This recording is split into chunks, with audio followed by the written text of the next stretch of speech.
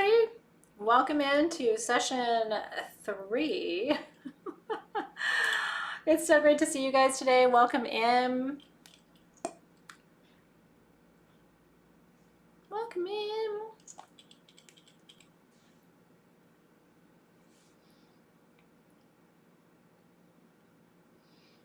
It's so great to see you. I'm just reading your comments. I get to watch you for a few minutes before we start, which is always fun for me. I'm always like, what are they saying today? Hello, everybody. So welcome in to, it's hard for me to have a favorite class in Soul Shift, but I sure do love a good journey. I really do. And I hope you do too. I hope you're ready. Mwah. Are you ready for a journey? I'm so ready to journey with you. So I have a lot to teach you tonight, a lot to talk to you about tonight. And I also want to leave some time for some questions and some answers. Because I'm curious, like, how are you doing? We're at week 3 and tonight's a big journey. So I definitely want to make some time and some space for you to ask some questions. So tonight I'm going to be teaching you a little bit. We're going to be crafting. So I want to show you my altar. I lit my charcoal and it's spitting at me.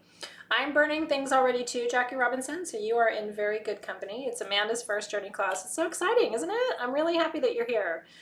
So this is everything for tonight. Fun and games with fire and flames. So I'm going to light my candle. So these are your tools, your working tools for tonight if you want to have everything. And I'm going to tell you something. I will always tell you this. You don't have to have everything that I have. Everything's optional. You can use your own tools. You can make your own tools. And I am totally open to that. I offer tools because some people just want the things. You know what I mean?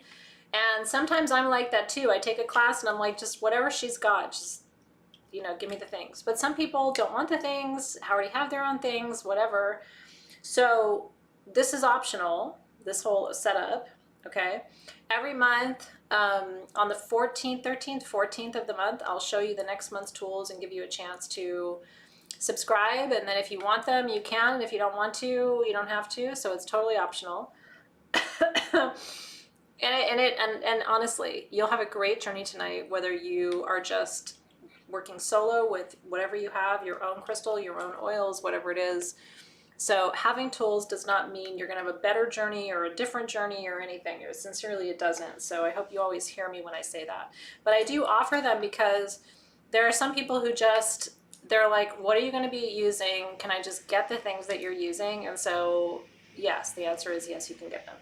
So tonight we're blending a perfume. It's windy outside, like we're about to have a hurricane. It has been so windy here in LA, and those of you who are on the Eastern Seaboard probably think we don't know what wind is like in LA, but it literally has blown over full living trees here where I live. So if you hear the wind outside, I don't have music playing tonight. I can turn it on. Do you guys want me to turn on the music during the journey, or does it distract you? You know that kind of background music I have? I'm totally happy to go and turn that on. Right now it's not turned on, so it's completely up to you. Sometimes it's nice just to have pure silence, and just the drum and just the sound of your heartbeat and just the connectivity, but it's totally up to you. But yeah, so Jennifer Navarro knows the Santa Ana winds are no joke, right? No music? Okay, so I think let me leave, you guys like it, but let me leave the music off for a little while and see how we do. And then if you guys prefer music next time, I'll kind of curate it. Because it's like 50-50, some of you like it, some of you don't. So just for tonight, because it's calcination and we're going in kind of deep, let's try not having the music. And then as we get into the lighter phases, maybe one of my favorite songs by Depeche Mode is called Enjoy the Silence. Are you familiar with that song? I have a spiritual connection to Depeche Mode music. I've seen Depeche Mode perform in almost every major city of the United States. I've chased them around over the last 20-ish years. I'm a big Depeche Mode fan. So Enjoy the Silence. There is something about being able to work with silence, be with silence, right? That you guys have got snow, like Daisy has snow. So you've got, whenever it's snowing, I feel like that's the ultimate silence. Don't you feel like when I've been in New York, upstate New York or Pennsylvania or Ohio or Indiana in the middle of snowstorms, because I've been in all of those states during snowstorms. Minnesota, I've been during a snowstorm. I've been in Chicago, Illinois during a snowstorm. It's like the ultimate silence, you know? You like Depeche Mode too? I was at the Irvine Meadows Amphitheater with Depeche Mode in the 80s, Paulette. Wouldn't it have been funny if you and I were there together? We probably were. Anyway, yeah, I have followed them around. The last time I saw Depeche Mode was at the in Los Angeles about 3 years ago at the oh my god, the name is totally escaping me. It'll come to me, or you'll mention it. Anyway, I love Depeche Mode. That was the first time in my mid 40s going and seeing Depeche Mode. Dave Gahan is still quite handsome, I must say. Ultimate silence in the snow, right? I remember I went for a job interview in Indiana because I was interviewing at Notre Dame University, if you've heard of Notre Dame. And I got the job, actually. I turned them down. But I was interviewing to become director of the undergraduate writing program at Notre Dame University. This was 20 years ago now. Maybe not 20. I was 29, so 18 years ago. Anyway, I landed in South Bend, Indiana from Los Angeles. Or did I fly in from San Diego? Anyway, it was the worst storm that South Bend had had in like 30 years, okay? And they were all laughing at me because it's like, what's Los Angeles girl gonna do in the middle of like the worst snowstorm that South Bend has had? So anyway, Hollywood Bowl, yes, Jess, it was at the Hollywood Bowl. So, and now one of my best friends lives in Valparaiso, Indiana, which is like you could throw a rock from South Bend and hit Valpo. So anyway, I feel like my heart still lives there anyway. Okay, the oils were separate. That's right. So Laura, the oils were separate from the main kit every month. This is a little bonus kit, and I'll tell you, Laura. Yeah, we weren't going to do the perfume kits. This was a request from everybody in Soul Shift who really likes to make perfume. So these are optional. These kits I think are $19.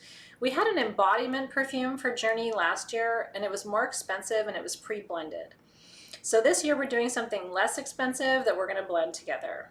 So we're trying something different this year in 2021. No way, Lola's husband's from Valpo. Isn't that cool? Were we at the bowl together, Larissa?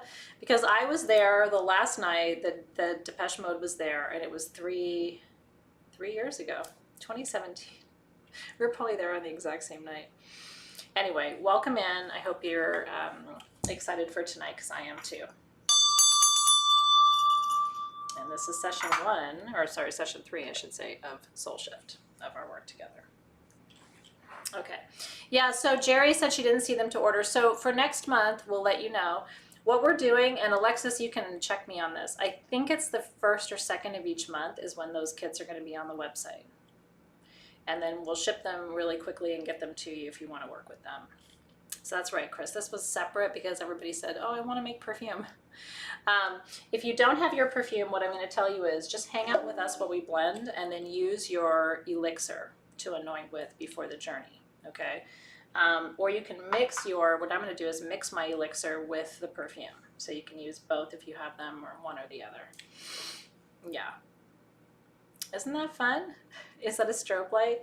It makes Dave and Zoe bought that light for me on Amazon. It makes the clouds and things on the ceiling. What do you call that? I don't know what a strobe light is, but it makes like the night sky on the ceiling. It's actually really pretty at night in here when I turn that on. Yeah, so yes, EA, there is. So session 4, which is Friday this week, is our other crafting class. And this week, we are crafting your family crest. This is an example. A Team SG made this for me, which I think is really beautiful, which reflects my Arcturian and Lemurian and Atlantean roots, along with my Minoan roots from ancient Greece. So we're going to be crafting our coat of arms together. So I'm going to be adorning this with stones and oils and all kinds of things when we get together. I'm going to make a second one myself. Team SG made this one just to show you. I'm going to make my own. It probably won't be this pretty because I'm not an artist in the traditional sense. So like mine isn't going to look like that, but mine will be pretty, right? 1000% Sylvie. So we just had Elder Council in December. So our next Elder Council will be in March, and then in June, and then in September, and then again in December. So we are absolutely doing Elder Council. No, Zoe confiscated a light and then Dave bought me a new one. So this is my own light. Yeah, so you don't need crafty stuff tonight. You just need you. Tonight, so let me just remind you, because a lot of you are new, and I just want to remind you of the flow of the month. So session 1, which was 2 weeks ago, can you believe it? It's going by really fast. Session 1 is your intellectual thinking, processing, worksheet, analysis session. Session 2 is Crystal Masters. So that's our really heavy application where we do our crystal healing and we incorporate crystals and energy work a lot in session 2, right? I gave you that meditation to help you experience the prima materia. Session 3 is the embodiment. So session 3 is let's connect now with our spirit guides, our ancestors, our higher self.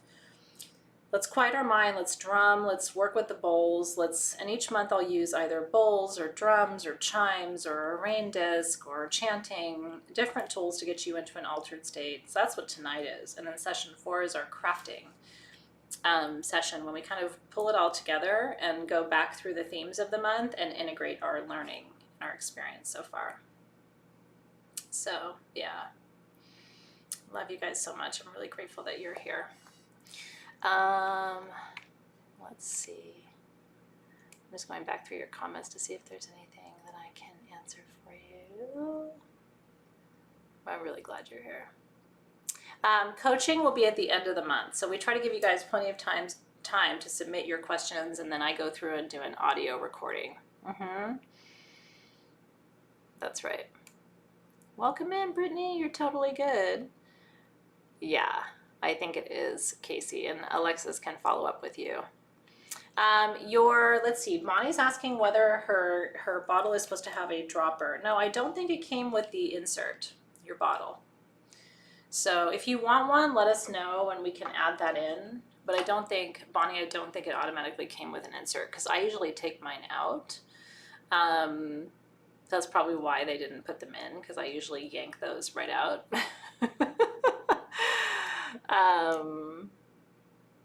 Let's see. An Elder Council is our once quarterly journey, and it's a little bit more intense Elder Council than our week 3 journeys. Tonight is going to be really just a guided meditation to help you connect with the energy and the theme and the teaching of the month. And I'm going to refocus us tonight by just teaching you a little bit before we go into our journey. Elder Council is a full-on spirit party where we go a little bit deeper, and the intention is to connect you with spirit guides and your ancestors in particular. And so for people who say, oh, I never hear my spirit guides, or I can't see my spirit guides, or I don't feel my ancestors, Elder Council is a nice opportunity for them to have that deeper level of connection and experience. And no, you have not missed the home protection activation. That's coming to you, I think, on Monday of next week. So stay tuned. That is coming. Yeah, I'm so glad. Well, welcome in, especially if this is your first class. What a fun first class for you. Okay. So let's dive right in. And again, if you have questions, please ask them in the feed. I do my best to kind of stay focused here, but also make sure I'm monitoring the feed to see if you have questions, if I can answer them for you. So I try to do a good balance of that. And then Alexis is here. So when you see Sage Goddess commenting with the gold box around the words, that's Alexis. And so she's here and she can ask you, or she can help you with some of the more technical things you have around, like, hey, where's my order? Or how do I get to Elder Council? Or, you know what I mean? Those kinds of things are really good things for Alexis to help you with while I'm focusing on the content of the class. What do you use to take out the oils? I pour them. I'm not a drop measurer. If you want to measure by drops with your oils, what you should do is order pipettes on Amazon. You can get a package of like 20 of them for a couple of dollars. Those are the little plastic pipettes. I don't use those because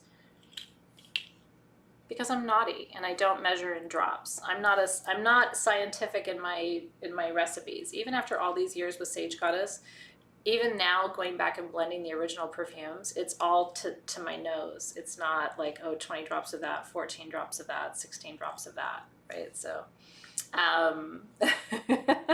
or you can use a spoon if you want to. That's another good way to do it. But I'm a pourer. And you can totally substitute oils tonight and have fun. Listen, here's what I'm going to tell you. And I'm going to tell you this for the rest of the time that you're in Soul Shift. You can't mess this up. Try and have fun. Adapt what I'm showing you. You don't have what I'm showing you? Great. Use something else. I'm really shitty at yoga. I'll just tell you. I'm not great at it. I still do it 2 to 3 times a week. I'm not great at it. And especially since the pandemic, I feel like I'm worse at yoga now than I was in March. I still do it. Now, do I do exactly what the woman on the screen is doing? No, I don't. I do a really terrible job of what she's doing, but I do the best I can. Would she clap for me if she was in the room with me? No, she'd be like, wow, you're doing a really shitty job of my yoga class. But I figure some movement is better than no movement. So I do my best, and my poses are weird, and my balance is not great, and I fall over sometimes, and it's not the cutest thing you ever saw. Okay? But I'm shaking my booty and I'm moving my thing and I'm getting the energy going. So don't worry about this. Please, if there's one thing this year, there's lots of things for you to worry about. Soul Shift, and whether you're doing this right and do you have the right oils and are you doing a great job or whatever, this is not for you to worry about. You should come into these classes going, I'm gonna have fun tonight. This is what I do with my yoga classes. I go, you know what? It's gonna be weird and shitty. I'm wearing weird clothes, baggy clothes. I don't look like her. I'm gonna mess this up. I'm gonna fall over at some point. I'm gonna do the best I can, and I have a lot of fun with it. So that's this. You are not here to be perfect and have all the things and do everything perfectly, and And Cecilia adds poses to help her back, and I have fun. I do my booty yoga. I do my Bikram yoga, and I'm shitty at it, and I'm great at it. I'm just telling you, at some point, you have to stop trying. I mean, we've all grown up this way. Do I have all the right supplies? Is it all in alphabetical order? Did I do it the right way? Does mine look like hers? Hers looks better than mine. We spend our whole life trying to compete with other people or see if we're keeping up or whatever. Who even cares? What I tell myself is 15 minutes of shitty yoga is better than 0 minutes of great yoga. And I will tell you, 90 minutes of pretty good spiritual, wisdom and downloads and journeys and experiences is better than none. So just have fun. I know. Well, I know. I'm really blessed to be doing any kind of yoga with MS, honestly. But would I freak out if the teacher was standing in the room with me? I absolutely would. I'd be like, I'm just going to tell you right now, this isn't what you were looking for, okay? This doesn't look like, your ideal audience. But just have fun. I laugh. I play my own music. I do my own dances. I take it off the script. And it's a party up in here.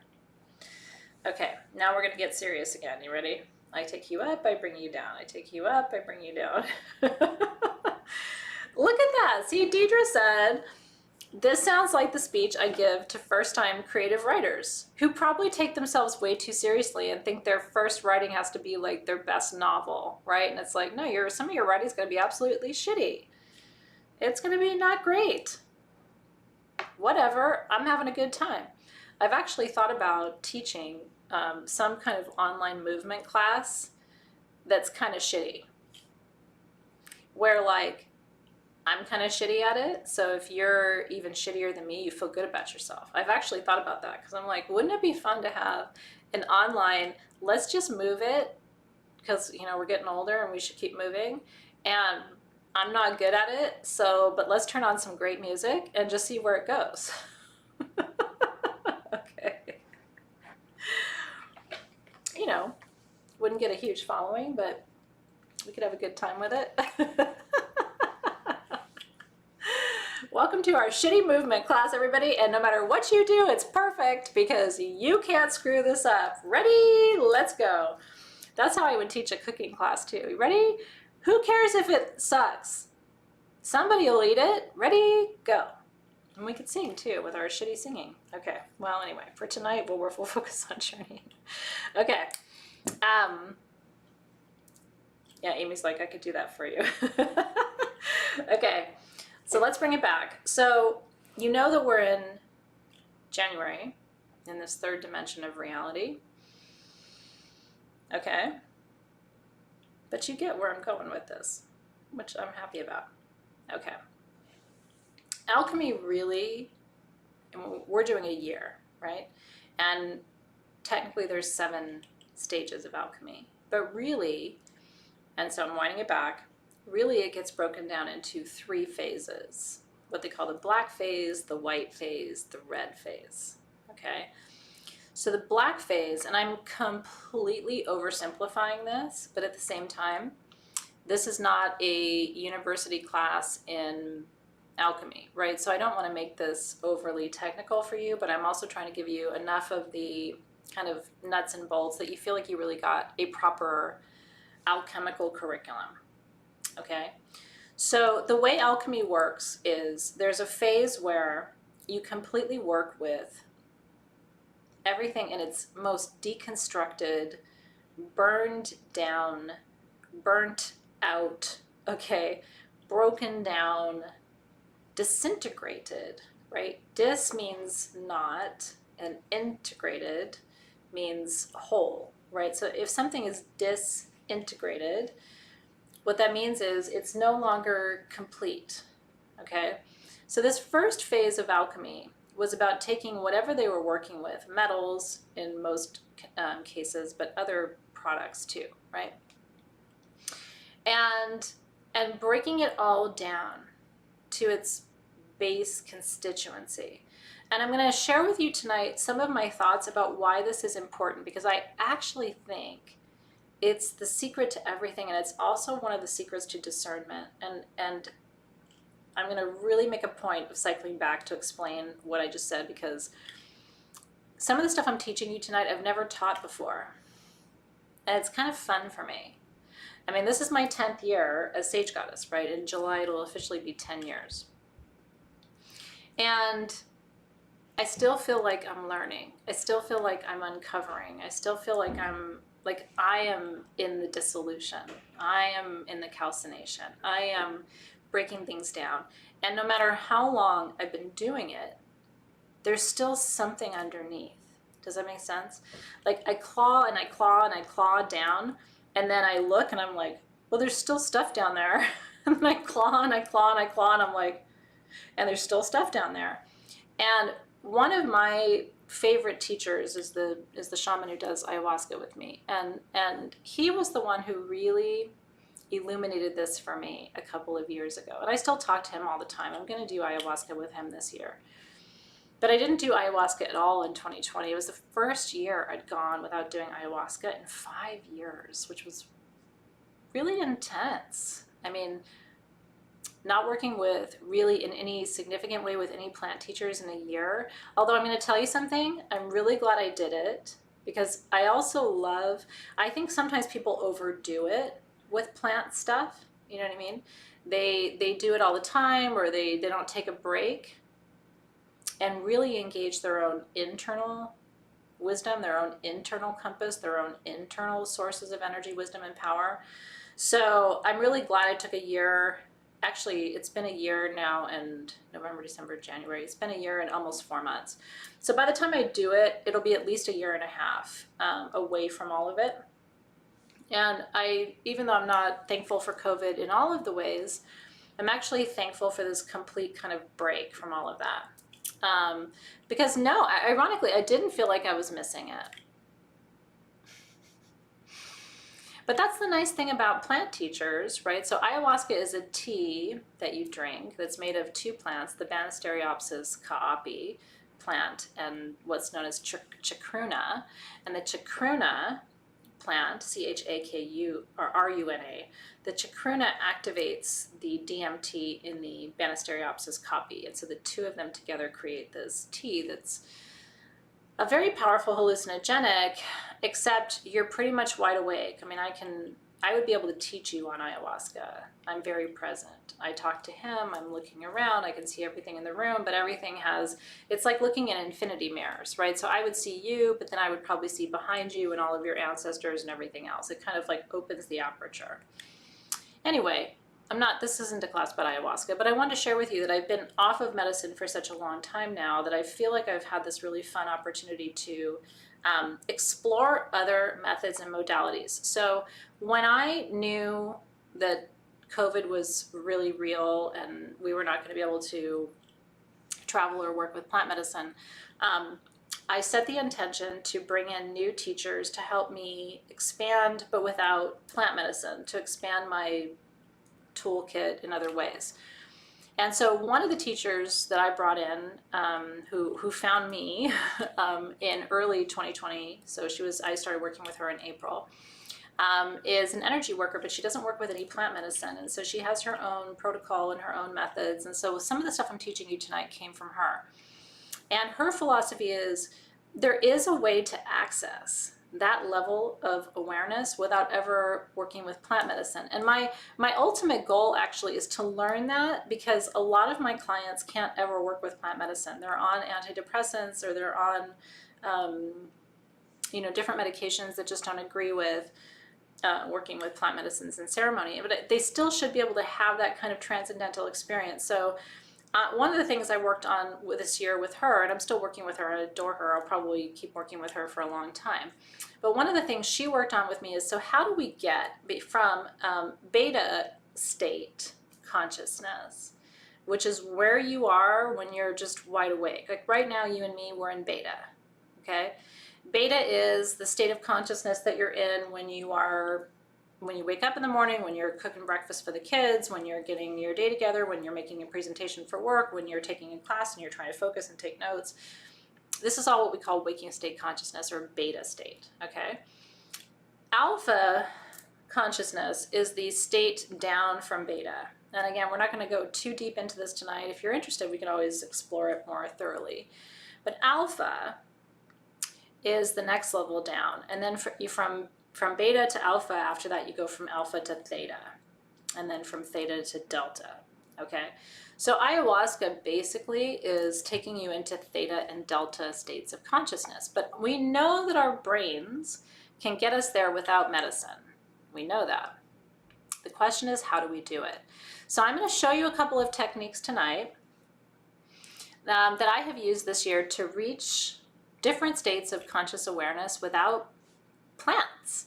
And I would like to see what your experience is like with it tonight. And that's why I was saying when we're doing our live readings, you may have a deeper experience tonight than you usually do in our journeys, because we're going to do it from an alpha state, not from a beta state. Does that make sense? Do you guys have any questions about that? Theta state's where you want to be, but if you haven't practiced going from beta to alpha, it's tricky to go from beta to alpha to theta.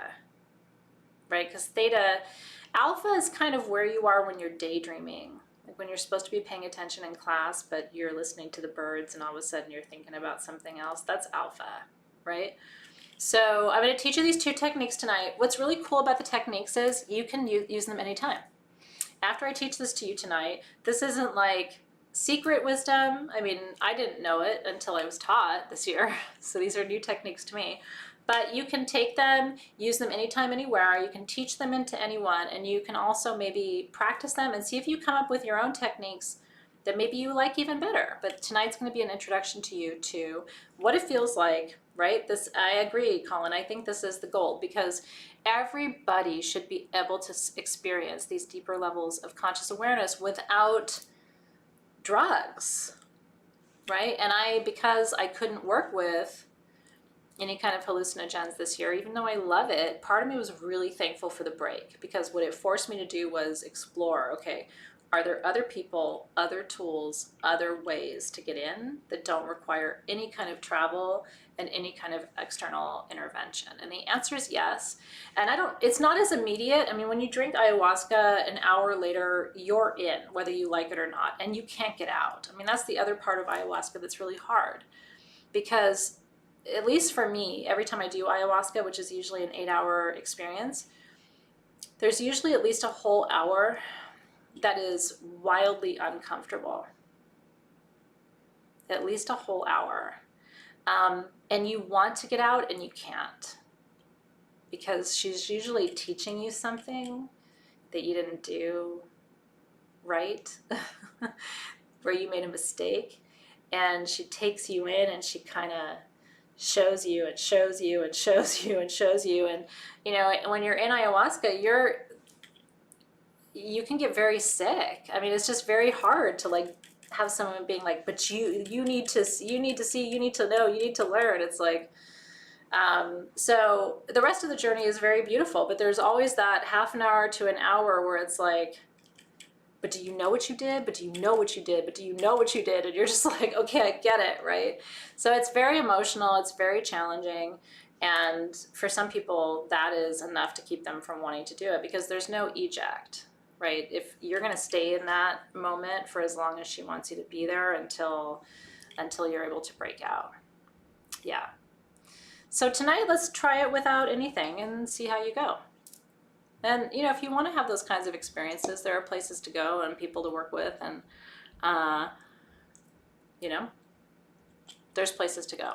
And you can find them really easily. And honestly, at this point on Facebook, there's groups and Facebook pages and guides and tours and all these. I mean, it's crazy how commercial it is.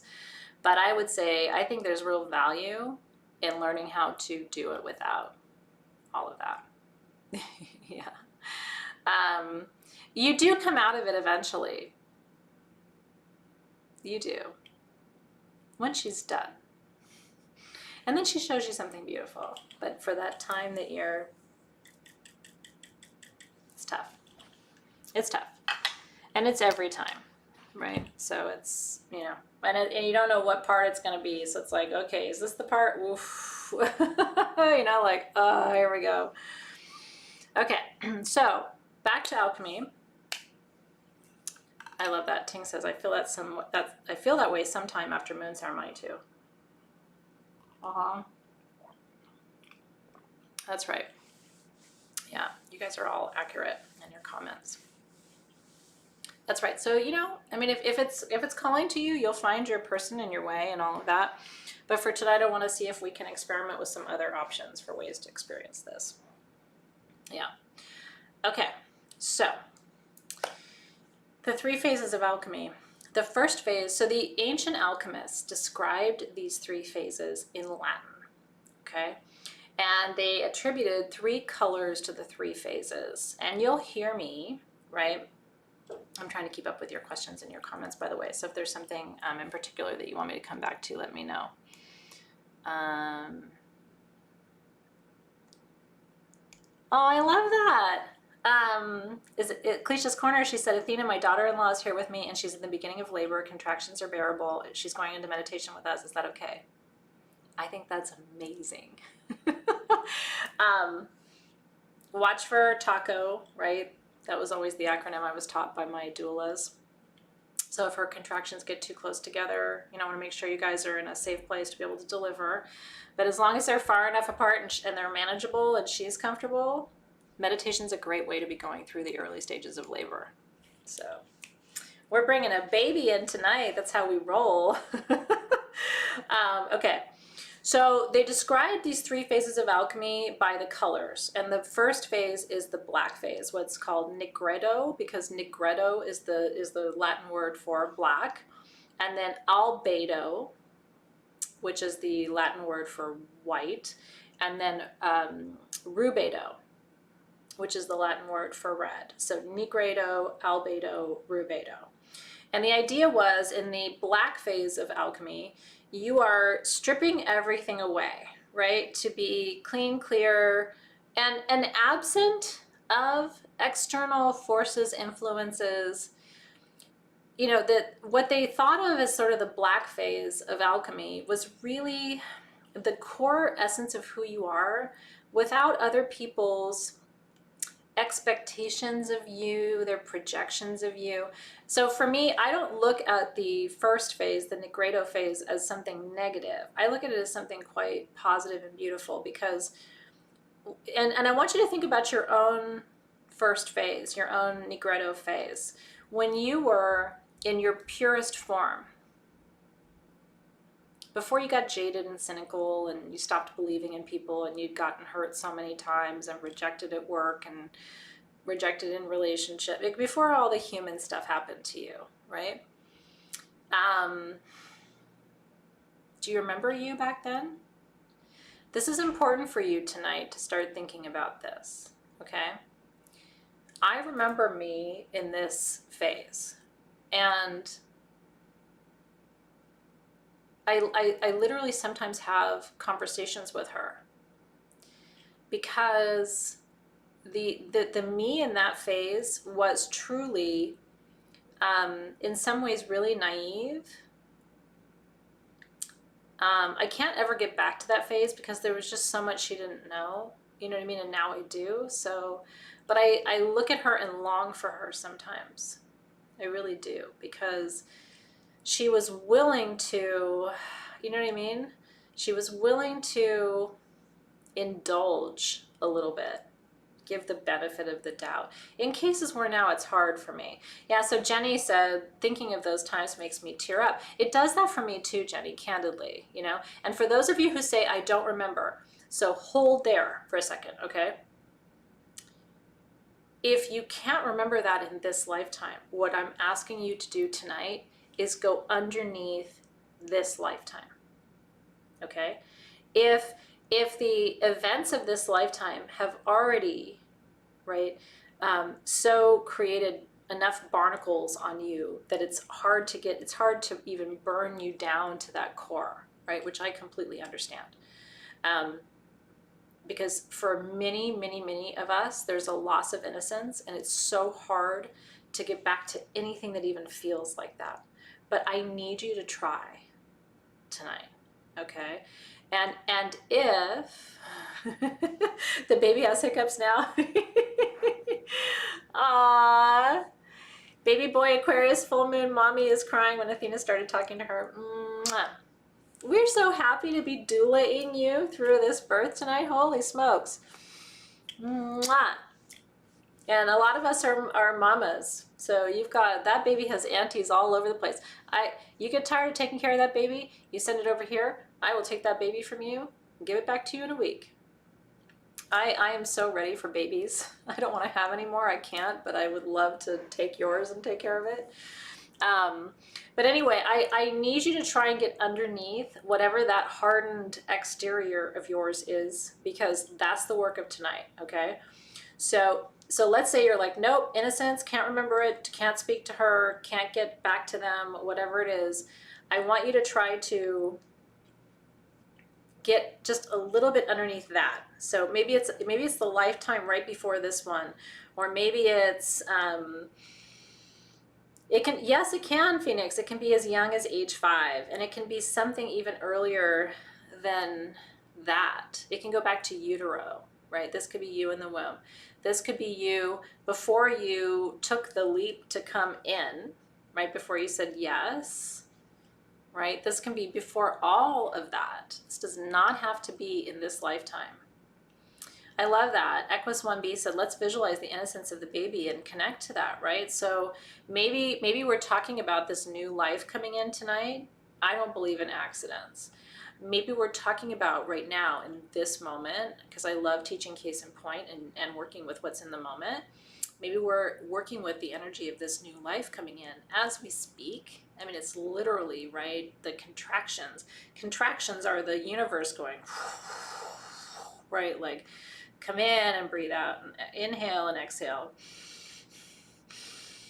It's the whole planet inhaling and exhaling to make room for this life, right? That's what contractions are. 50 pounds of pressure each time that mother goes in and comes back and goes in and comes back, right? Which produces more than hiccups, right? So maybe we're working with the energy of new life tonight because we need to connect to what that new life represents. And tonight's work may take you back to that absolute moment of before the pain, right? Before regret, before loss, before conflict, before failure, right? So the question, Stephanie Lynn, is can you get back to a place in your mind tonight of innocence, of the purity of your own essence? And we don't have to call it innocence. Maybe that's too loaded of a word. The purity of the core of who you are, absent, without people's expectations, their assumptions, what they think they know about you because they've known you for a long time, or because they worked with you, or because they, right?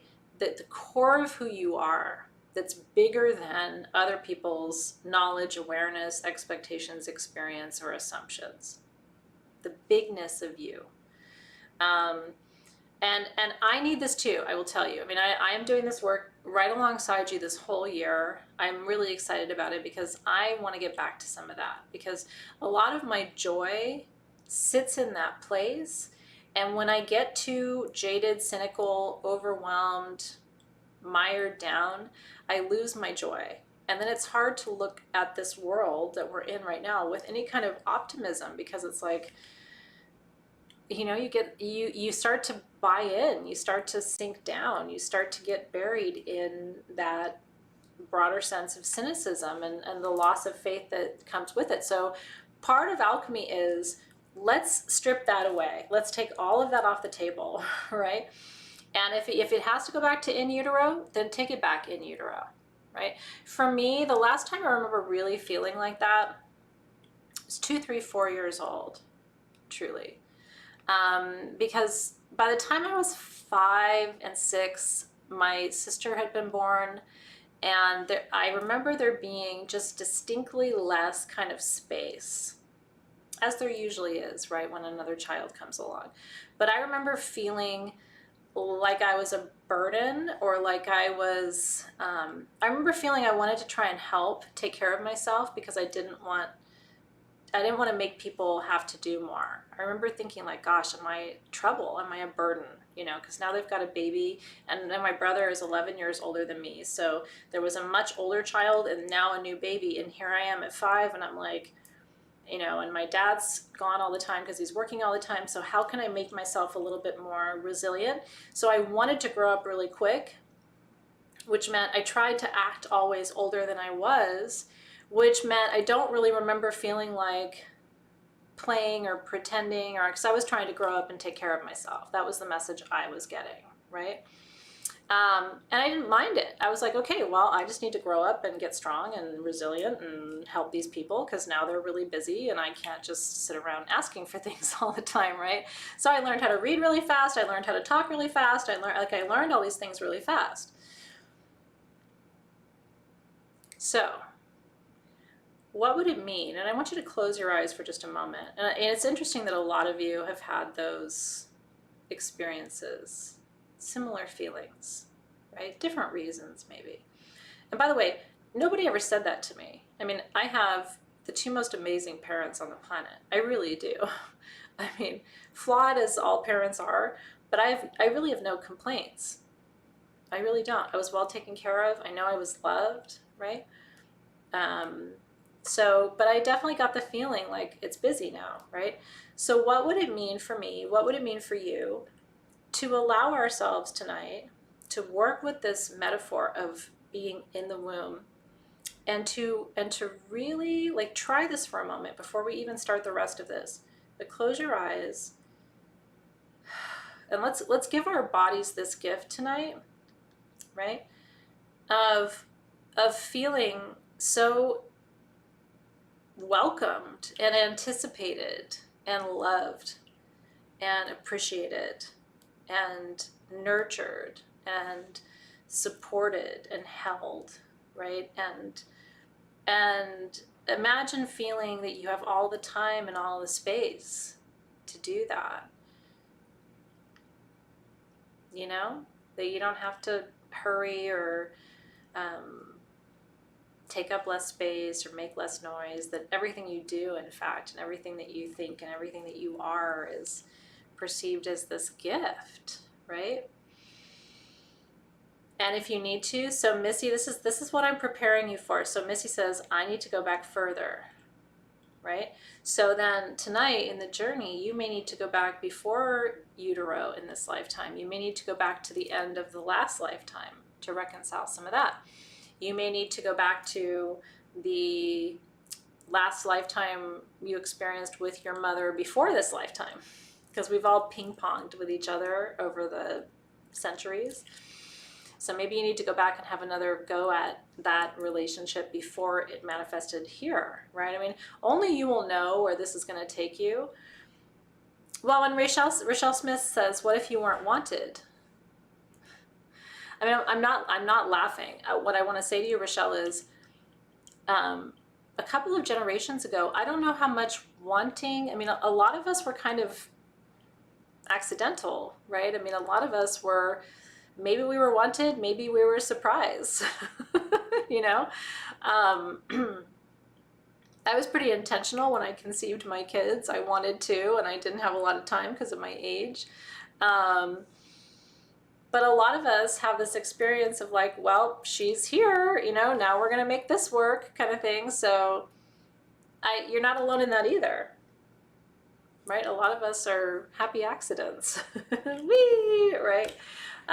Or unhappy accidents, right? Wanted or unwanted. Here's the thing, and I really want you to hear me on this, because this is how I've made peace with it.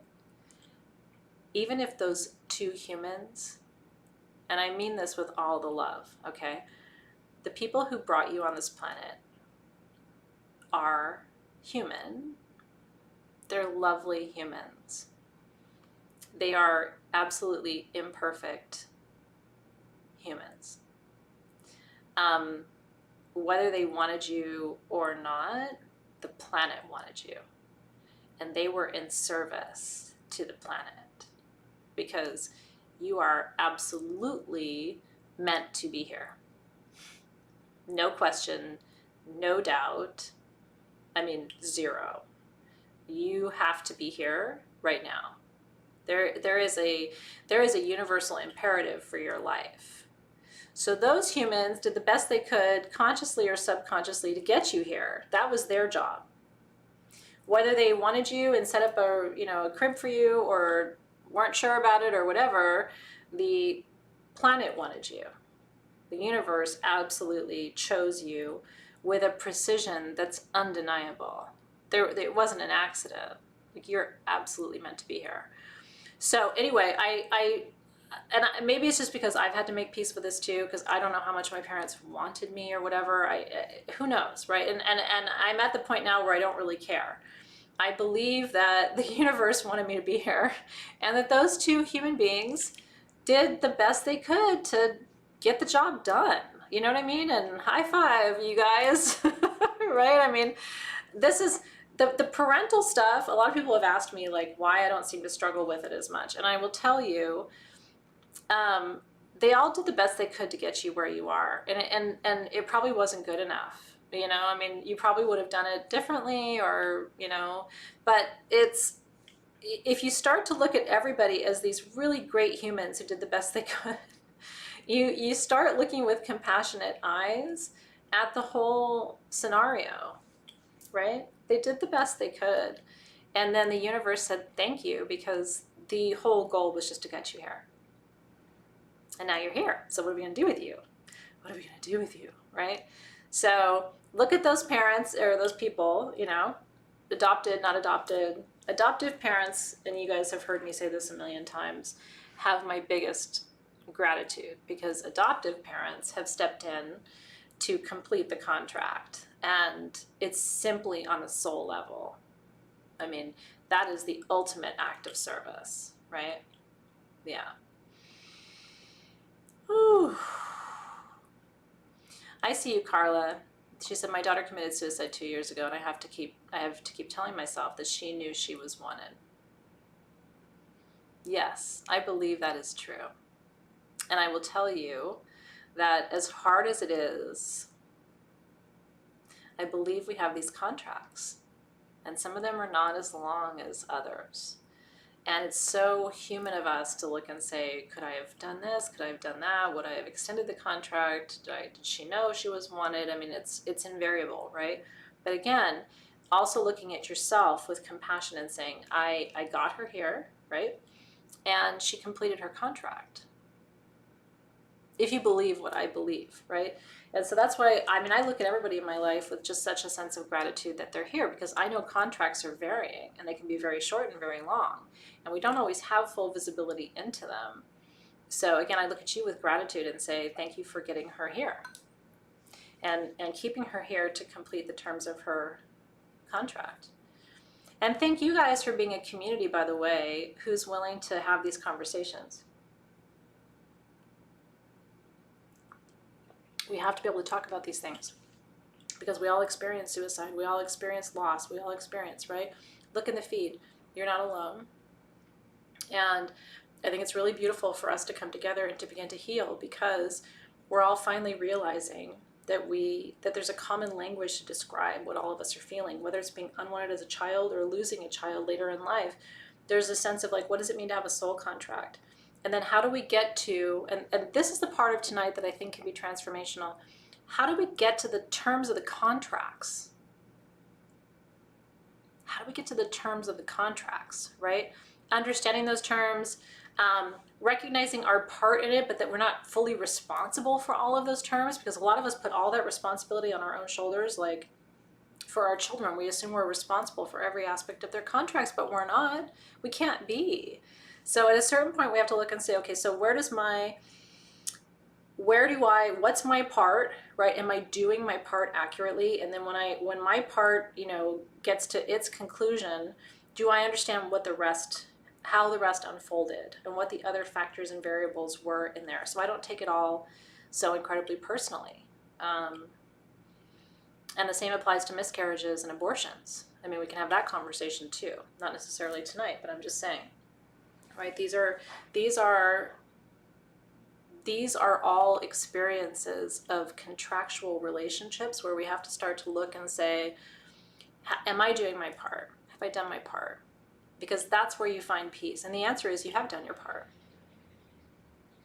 You have done your part. Yeah.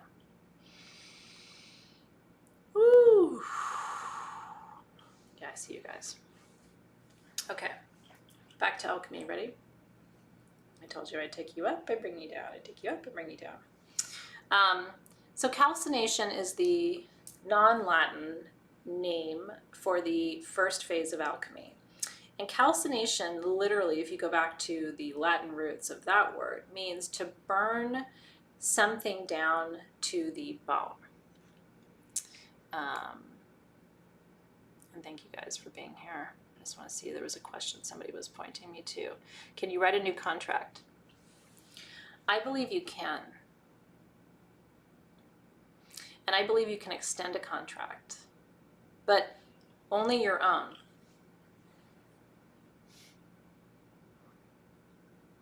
Only your own. So that means somebody else could extend their contract if they decide to. But most people don't, because they came in, I mean, most contracts are accurate. Maybe not through our human lens of the experience, right? So if you look at what bones are actually made of calcium oxide. So calcination is the process of taking you down to your bones. So when we do the calcination phase with metals, we're heating those metals down and boiling them, taking them down to their core constituents of whatever those base elements are. Because remember, the goal of alchemy was to create gold. So you would go through the black phase where you would really boil things down to their core essence, and you'd go through the white phase, which is a purification phase, then you'd go through the red phase. And if there was any red or kind of purple in the fire, it meant that there was some element of real gold there. So the rubedo phase was like the payoff phase, okay? Yeah. Oh, I love you guys. I see all of your comments. I'm really glad that you're here. I just want to reemphasize this one more time, and I want to thank you for being so honest about where you are and what's going on. Because when you're vulnerable, it really allows us to also share our experiences with you. And it creates a really incredible bond in our community. So thank you thank you for feeling safe here, and then thank you for expressing your experience too. It's really powerful. Okay. So the sign that governs this first phase won't surprise you is Aries. Because I only have, my Mars is an Aries, so I fight like an Aries, which means I fight kind of like a jerk. I kind of do. I mean, I'm better now that I've gotten older, but I have a hot temper and I get really pissed off about stuff, and then it like burns through and I'm fine. So some people don't get that mad at the beginning. If your Mars is like in Pisces, you probably cry for a little while and then you might get mad and burn through it. I just get mad.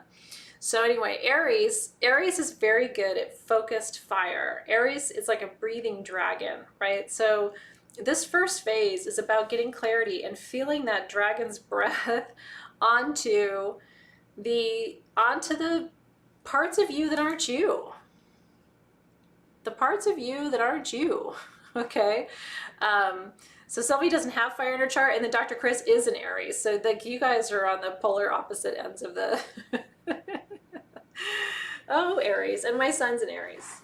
And you know, when he gets mad, like sometimes I just watch him get mad, because he doesn't get mad all that often, but I watch him like I'm watching an animal in a zoo, like, oh, look at him get so angry. I wonder how long it'll take till he's not angry anymore, right? Dracarys, that's right. I blow fire and then I move on. Okay. So the great work in alchemy is to go from this nigredo phase, this calcination phase where we break everything down to the bone, and then to purify it and cleanse it in the albedo phase, and then to ultimately yield gold, which we would see signs and signals of the gold forming in the rubedo phase. Okay. When Jungian psychoanalysts picked up alchemy, okay, and attempted to transform it into a psychological protocol, okay, and that's what happened. I mean, the reason we're even here talking about this is that at some point Jung and his colleagues looked at the physical art and science of alchemy and said, I think that kind of applies to psychology too, right? If you're really going to heal something, and so what I'm doing with you is kind of a hybrid of that. We're looking both at the physical and the metaphysical. We're both looking at the physical and the psychological. Because if you do the psychological work, it's going to have an impact on your body, right? So there's a relationship there. So what the psychoanalysts did is they said, this is the same thing we go through in healing. If you're going to heal something, you're going to have to look at it and break it down, right? What is this? Why do I feel like this? And you're going to have to cleanse it and purify it, right? And then you're going to have to try to transform it into something useful. When we call that, in shamanism, that whole process is called spiritual composting, right? It's this idea that you put all your poop in this sacred container, and that through this process of composting and being patient and allowing things to transform and watching the process and trusting that transformation is even possible, you take all of your hucha, or your low vibrational energy, your stuck energy, you give it back to the earth, and the earth herself can kind of alchemize it and can compost it into something that's useful for you. The upshot of this is important, okay? Whether you look at it through the Jungian psychoanalyst lens, or you look at it through the Kemet, ancient alchemical lens, here's the upshot. Every low vibration emotion that you have ever experienced, your grief, your anger, your frustration, your loss, your sorrow, your absolute depression, your suicidal thoughts, all of that can absolutely be transformed and transformed into usable light. creativity, passion, desire, lust, connection, love, excitement, enthusiasm, interest, awakening, all of that. Because they're just, it's like yin and yang. They're just flip sides of the coin.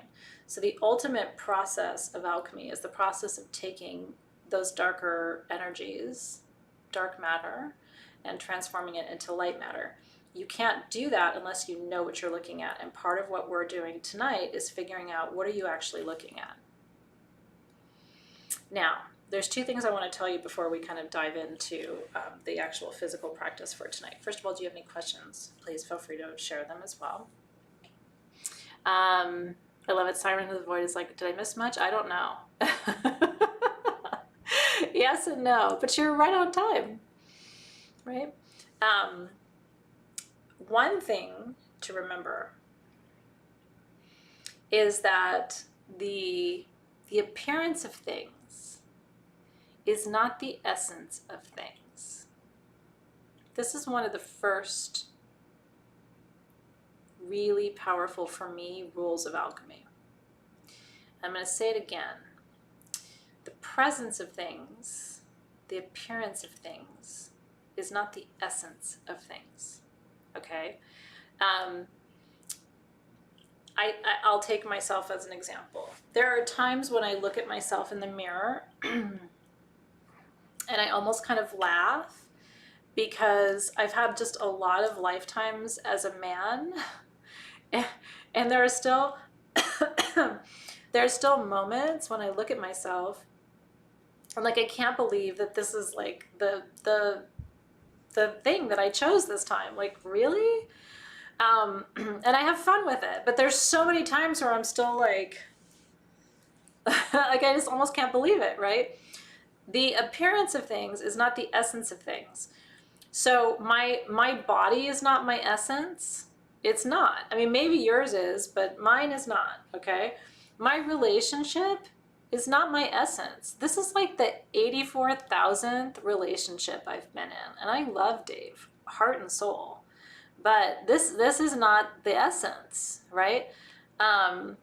This place that I live in is not the essence of who I am. I long for sand and dirt and 120-degree days. The essence of who I am lived in a much hotter and more arid climate.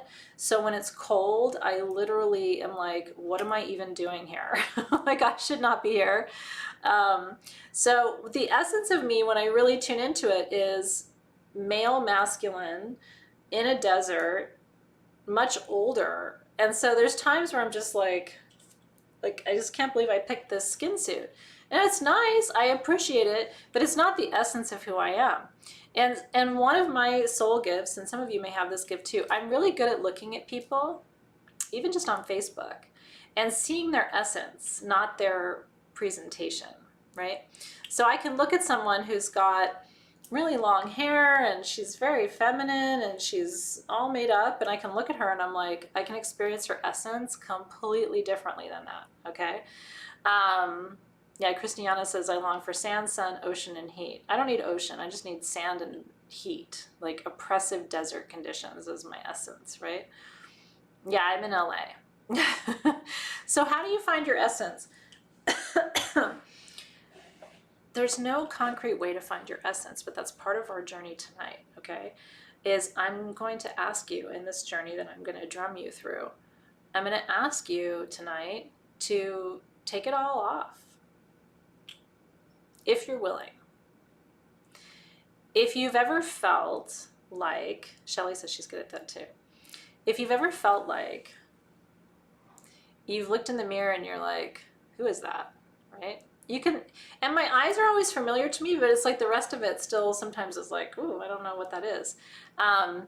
Now, some of you feel like you are your essence. How many of you would say, no, I totally am in this life, I am my essence? Because you will have some lifetimes where you are completely your essence, and you're not disconnected.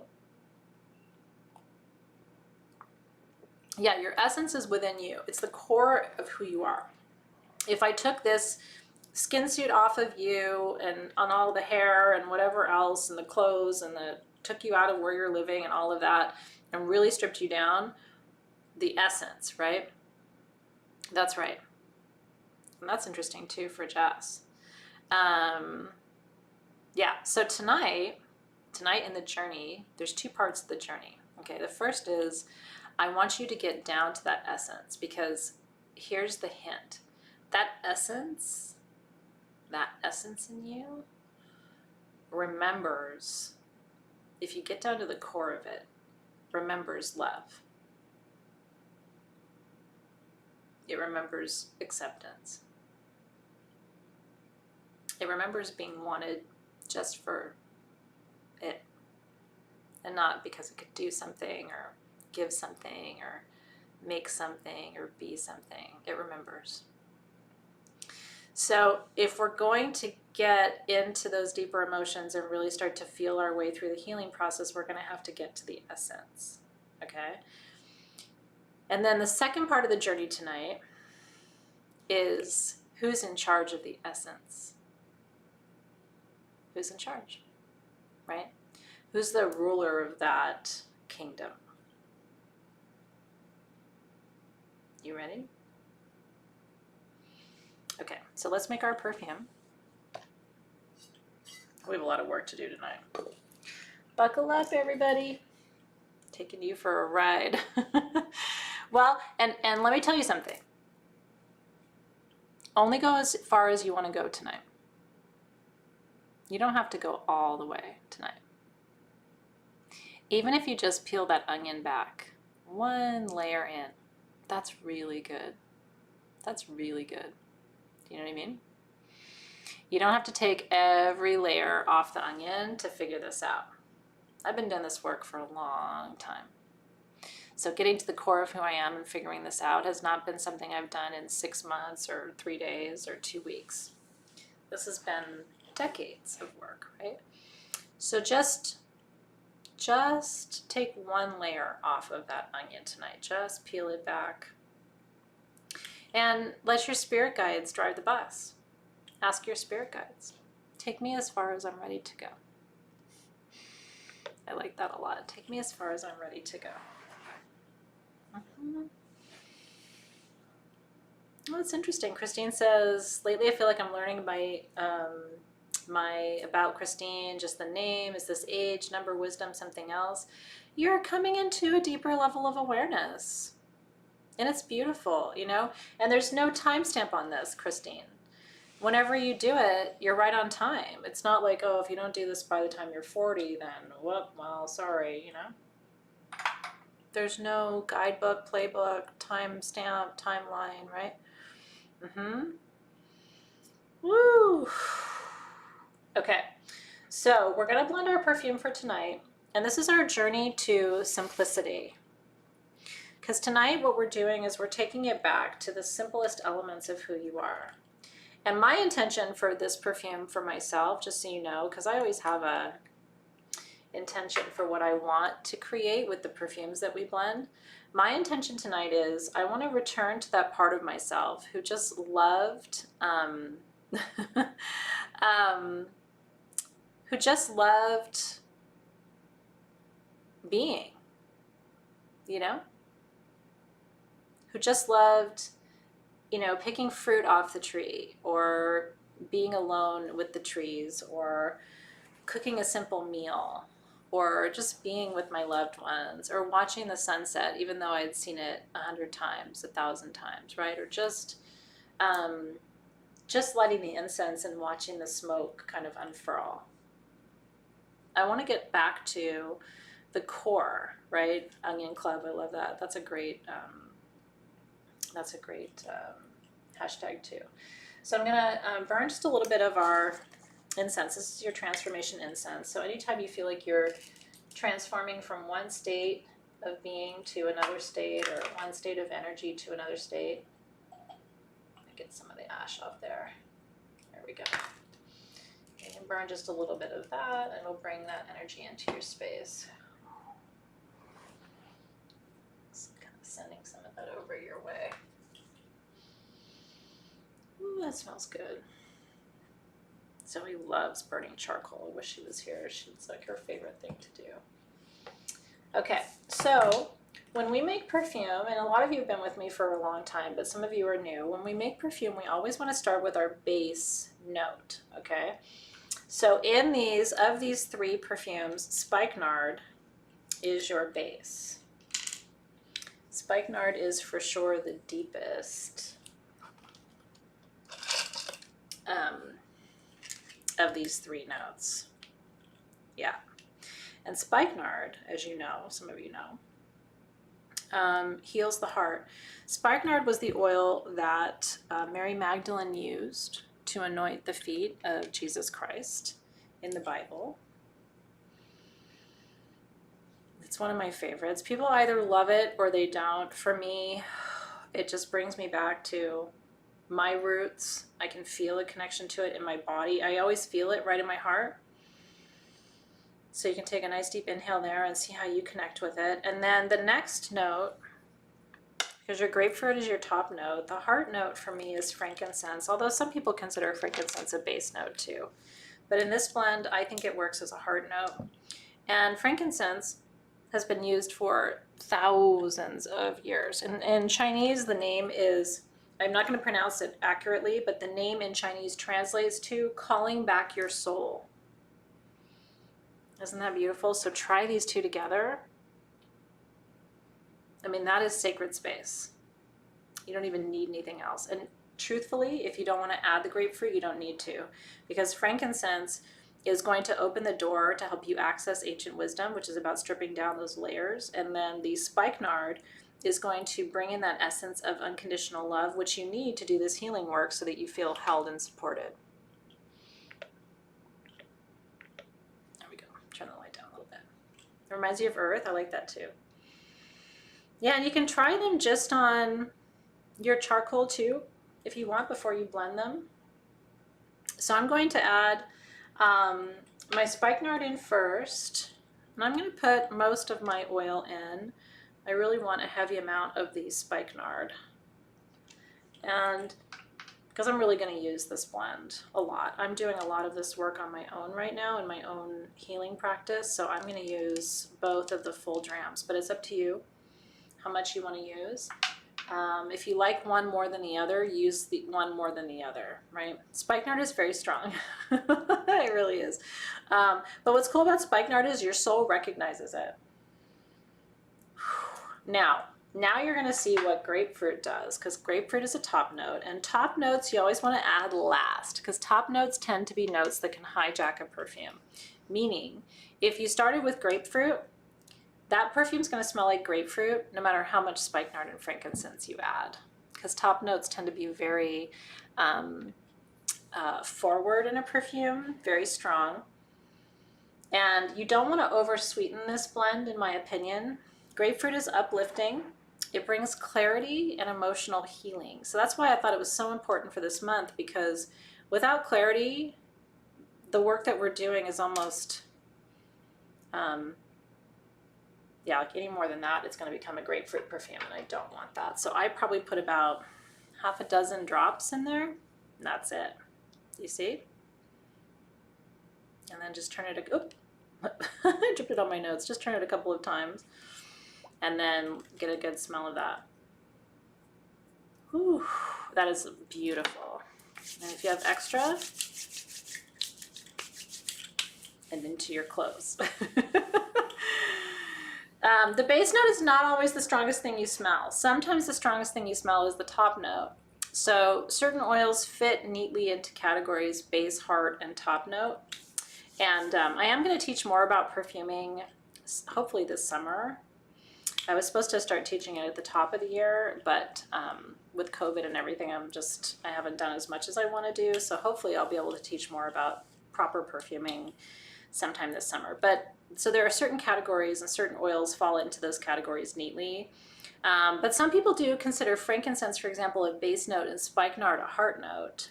But for me, spikenard is always a base note, because the base note is what the perfume dries down to. So after you've been wearing it for a while, what do you still smell? It's not the grapefruit. So the longer you let it dry down, you're going to say, I still smell the spikenard, right? So the one that you still smell after it's dried down, that's your base note. Okay, now jojoba is the last step. And jojoba, like I said, the magic of jojoba is that jojoba has the same slip, meaning the same consistency as your skin's own natural oils. So it does not make you break out. It's non-comedogenic. It's very healthy for your skin. So if you want to use this on your skin, you can. Your skin recognizes it and metabolizes it. So it's a very healthy oil for you, and it also has an almost indefinite shelf life, meaning you don't have to refrigerate this blend, and you don't have to throw it away after 6 months because it's going to smell rancid, right? So you add jojoba. I'm going to take the cap off. This is why I was telling you earlier I actually don't like the dropper caps. I'm going to add jojoba to fill the rest of the bottle. So up to the top. And then what's nice is you'll still have some jojoba left over. Even if you fill your bottle all the way to the top, you'll have just a little bit left over. So you can add that to some of your Sage Goddess perfumes if you want to kind of extend their lifespan if you'd like. And then turn it one more time. I always do it 3 times. I don't know why. And then test it and see if you like it. That's really good.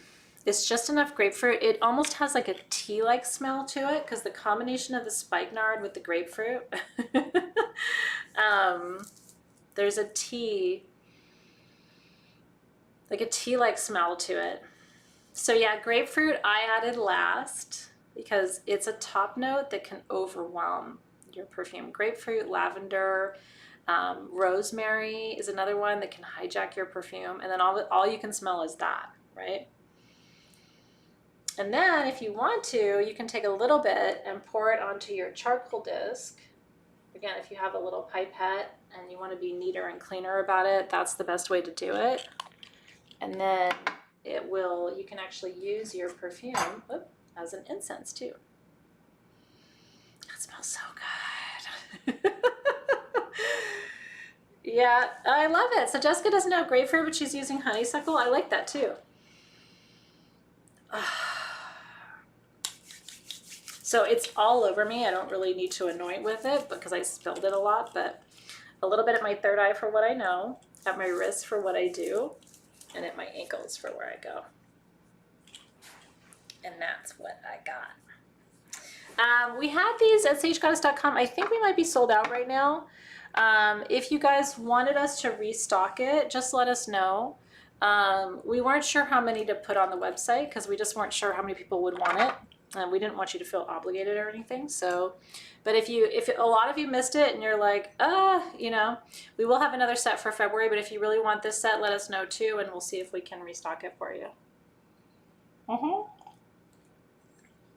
And if you already have the oils, you're set.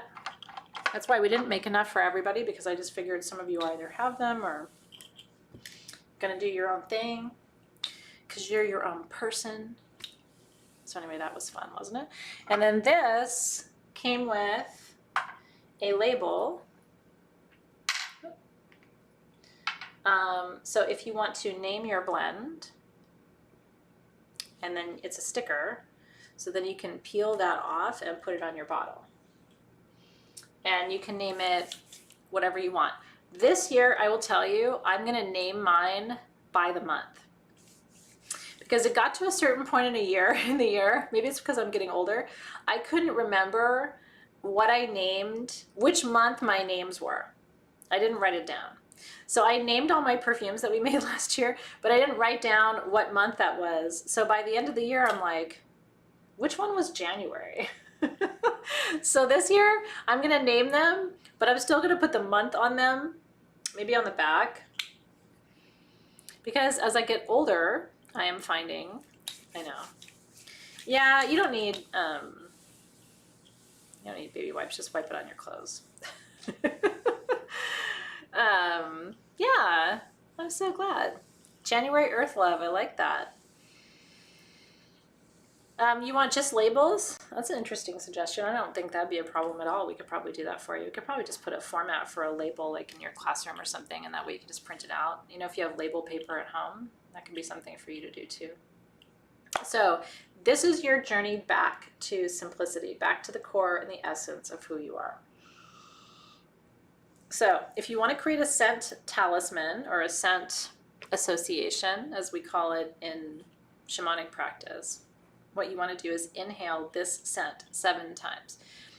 At the 7th inhale, it imprints the memory or the association of this scent in your limbic system and in your olfactory system, which is adjacent to the limbic system, which is the oldest part of your brain. And so that's why when you smell something and it smells like your grandmother, you know, it like instantly takes you back.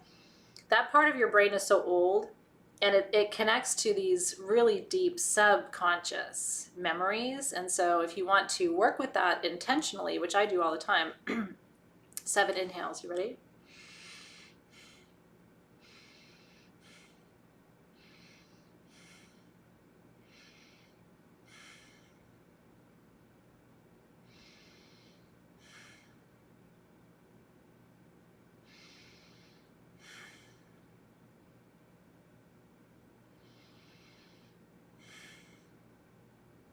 Or you can do that with someone you love. You can put your hands over their nose and ask them to inhale 7 times, right? And breathe with them.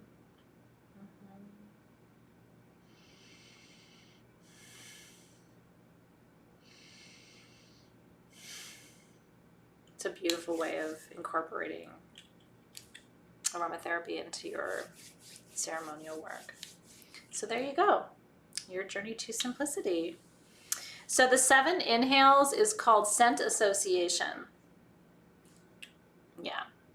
And so when you, at the 7th inhale, the scent of whatever this is becomes aligned with your intention in the oldest parts of your brain, what they call pre-lingual parts of your brain. So the limbic system and the olfactory system, the system associated with your sense of smell.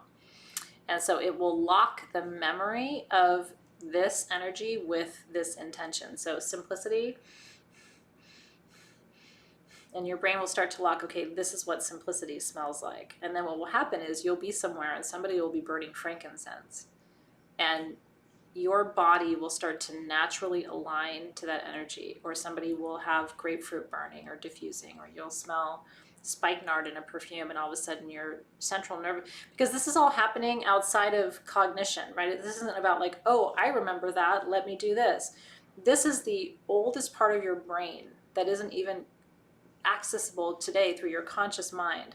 So this goes back to precognition. So you'll be somewhere and all of a sudden your whole body will relax, and you won't fully know why. And it'll just be because you've developed a scent association between the grapefruit and the frankincense and the spikenard, that when you smell that again, it tells your body, okay, relax, we're simplifying. And then you may even start to feel yourself drop into some of the activities I'm going to teach you tonight. So this is the smell of simplicity. Okay, yeah, Alexis and I will chat about how to get some labels to you in an easy way. Yeah. So let's transition now into our journey work for the evening. Okay, let me make sure from my notes I didn't miss anything. As we drop into this deeper place inside of you tonight, there are a couple of other things I wanted to mention as we go in. The first thing is, there are quite a few things in my experience that you need to let go of in order to get to this place. And one of the things you need to let go of is what psychotherapists call the false ego. Okay, it's the part of you that has kind of an incessant need to be right. Do you know people who, because I know people like this, even in my own family, who they will, if someone is wrong about something, they will point it out just to feel right. Like if someone is, I don't know, if someone points to something and says that's, you know, broccoli, and everybody knows it's not broccoli and nobody's saying anything, but these people are people who would say, oh, that's not broccoli, I'm sorry, you're wrong. Even though kind of everybody knows that it's not broccoli, and the person probably knows it's not broccoli, but most people aren't saying anything. Do you know what I'm talking about? There are people, and some of it's astrological, really, because there are certain astrological profiles who feel the need to be, I call them the universal auditors. You know what I mean? I mean, I have to, I'm okay with it because I'm a public figure, and like, seriously, if I ever make a mistake when I'm live, if I point to something and it's not that thing, you'll see this. There'll be 50 people live who'll say, no, that's not that. You didn't, no, that's the wrong thing. You didn't, you know what I mean? Like people, and it's just because people have this internal, some people, not everybody, have this internal sense like, I've got to say something. If I see something and it's not correct or accurate, I have to say, that is not broccoli. And then I need everybody to look and say, you're right. That is not broccoli, right? Where a lot of people, would just be like, that's not broccoli, but who cares, right? Moving on.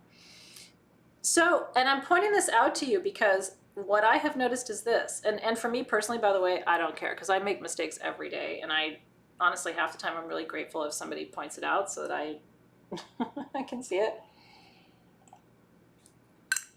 I'm almost out of my Dr. Pepper. I gotta make it last. Anyway, I'm pointing this out to you because what I've noticed is this. If people do that externally, they're doing it 10 times harder internally. So if they are the universal auditors, right? You can even have like a trophy that you give to people. You are now an official universal auditor. Thank you so much. We now have deputized you to point out what's wrong everywhere with everything and everyone. And we're going to count on you to be very accurate about your auditing, right? And certain signs can't help it. I'm married to a Virgo, so, you know, I mean, Dave, honestly, if he didn't point out everything that was wrong, I would think that somebody had abducted him and absolutely put an alien in his place. Like, that's just Dave's special gift in the world, right? But what I've noticed is those people are doing it 10 times harder to themselves, right? They're saying, that's not right. Why did you do that? Mentally, right? Why'd you do that? You shouldn't have said that. Oh, why'd you talk about that? You shouldn't have talked about that. You could have done better at that. Oh, that was terrible. Well, maybe you can do better next time. Well, now you're a total failure. Like, those people who feel the need to be accurate externally are also the people who turn all of that inward too, okay? And really are very hard on themselves. And so it's less about whether you're doing this externally. It's actually more about whether you're doing it internally, because what effect is that having on your body, your adrenals, your central nervous system? I mean, if you're in constant critique mode of yourself, it's not going to help you this year. You have to get to a place of finding some kind of sense of deep inner peace, right? So the hypercritical folks, Aquarius, Virgo, Taurus, kind of, Capricorns sometimes, but Capricorns honestly don't even want to waste their time trying to fix you, you know? Scorpio, a little bit. They notice all the things. Yeah. You call them Sheldon. It's not good for your physical body when you turn all that stuff inward. So it's really important if you can let some of that go. And we do it a lot to our physical bodies. We're not kind to ourselves. We're not kind to our bodies. We're not kind with our thoughts for ourselves, you know? So we have to watch both the external criticism and the internal criticism too. Okay. The false ego, the I've got to be right, is created by a pressure to conform and be similar to other people. So the number one thing as we go into tonight's meditation that I want you to be thinking about is do you need to be like other people? I mean, do you need to conform? And I'm sincerely asking because, like, I'm almost 50. A lot of you are in your 40s, 50s, 60s, even in your 30s. Like, I think our world is changing. I think there's going to be less and less pressure to conform. I think people are really open to things being done in different ways by different people with different skills and capabilities. So one of the things is, like, maybe start to give yourself a little bit of permission not to always conform, which will help you take a little bit of the pressure off yourself, which may help you look at the world from less of a constantly critical lens. Does that make sense? Conformity is not always the best thing, right? I conformed for a while, but those were not the happiest years of my life. Now, the fire of your, so that the fire in alchemy is usually conducted in a laboratory, right? Where they put these metals in this, in a petri dish, and they submit it to the fire of the crucible and try to see if they can surface, more finer metals, right? Transforming tin to gold and so forth. The fire of our transformation is really within you. It's in your spirit. There's a crucible of your own spirit that is undergoing a transformation. And we're going to talk more about that next month because I'm actually going to have you write about it for the first time. So tonight is going to be this process of surfacing some of the stuff that next month I'm actually going to have you putting to paper. And you can handwrite it. You can write it as a poem. You can write it as a 5-paragraph essay if you want. You can write it in bullets, but I am going to have you process a little bit about what your crucible is, what the big fire of transformation within you actually looks like.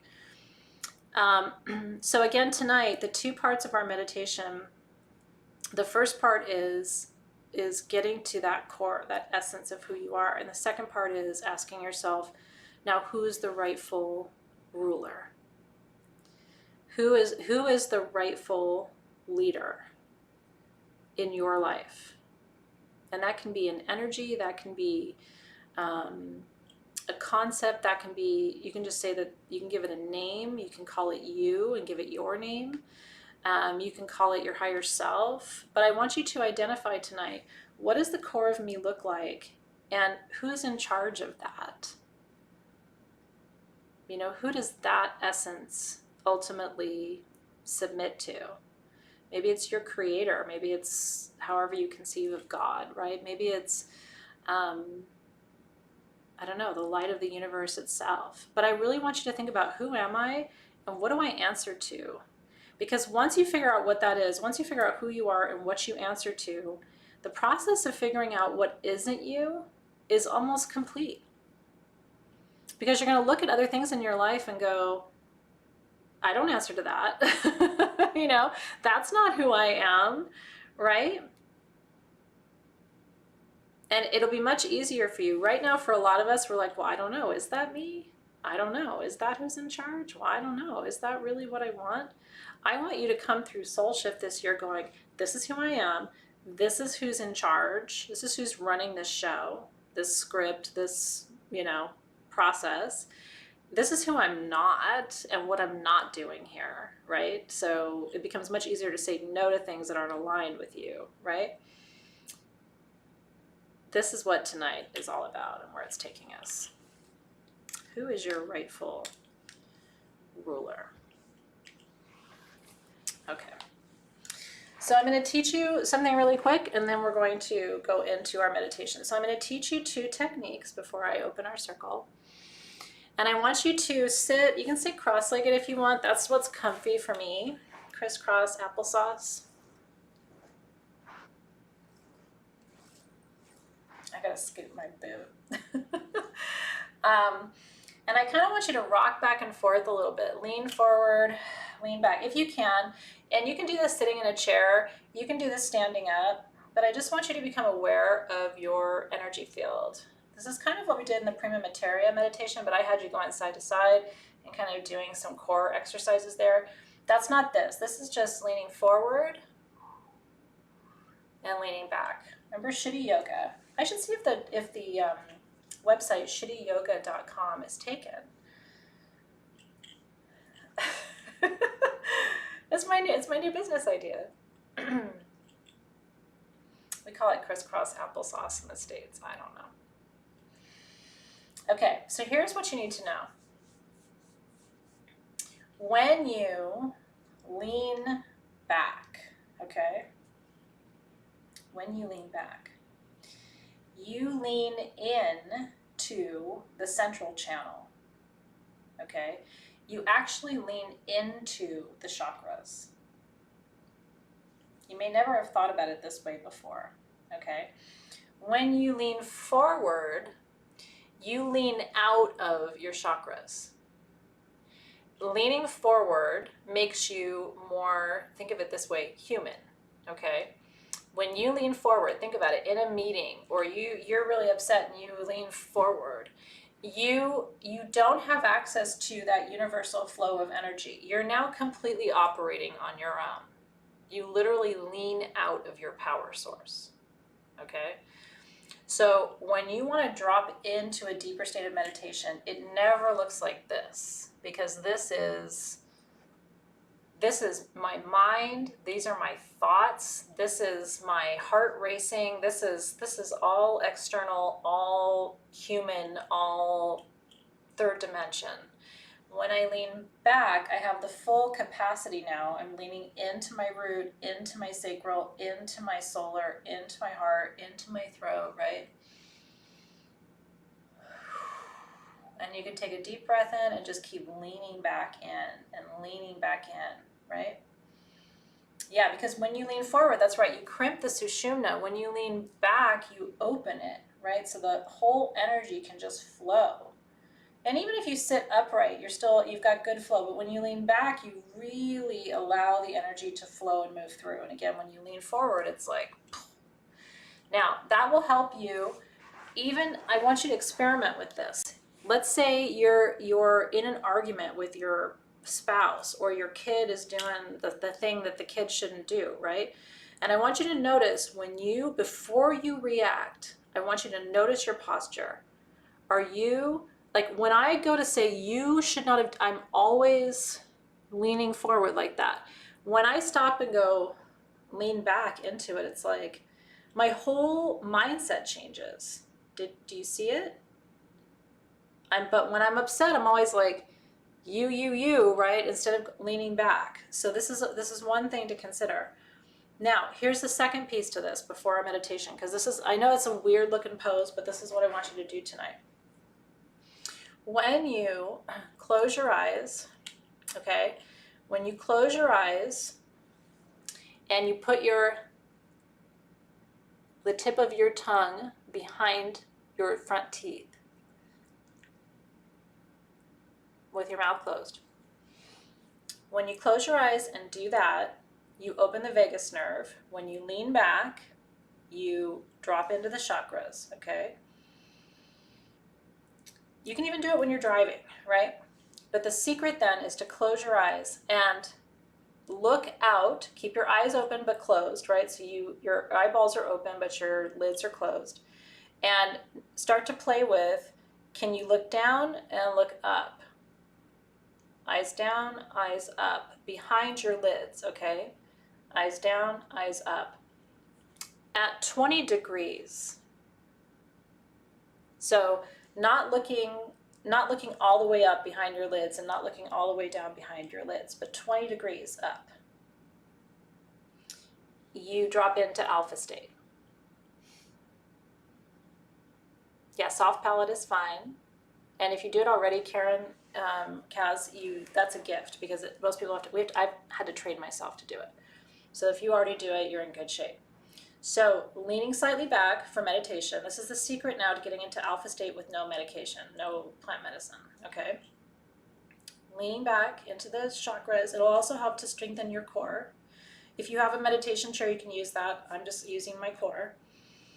Closing your eyes, tongue to the roof of the mouth, right? Closing your eyes and lifting your eyeballs 20 degrees, not all the way up, not all the way down. Now, if you really want to test this, it gets crazy. You ready? Close your eyes. And this is your eyeballs behind your eyes, okay? I notice a difference. Let's see if you notice it too. I'm very sensitive though. So keep your eyes closed, lift your eyes 20 degrees, and then drop them. Lift them 20 degrees, and then drop them. Lift them 20 degrees, lean back.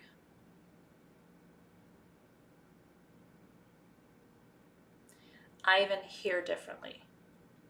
Notice the ambient sound in the room. You will hear it differently because you're in a different state of consciousness at 20 degrees up. Then you will hear the sounds at 0 degrees and down.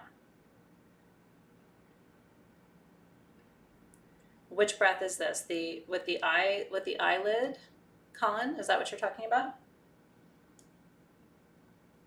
Yeah, we call it the vagus breath, is what I've been teaching them this year, is how to tone the vagus nerve with that breath. It's interesting, right?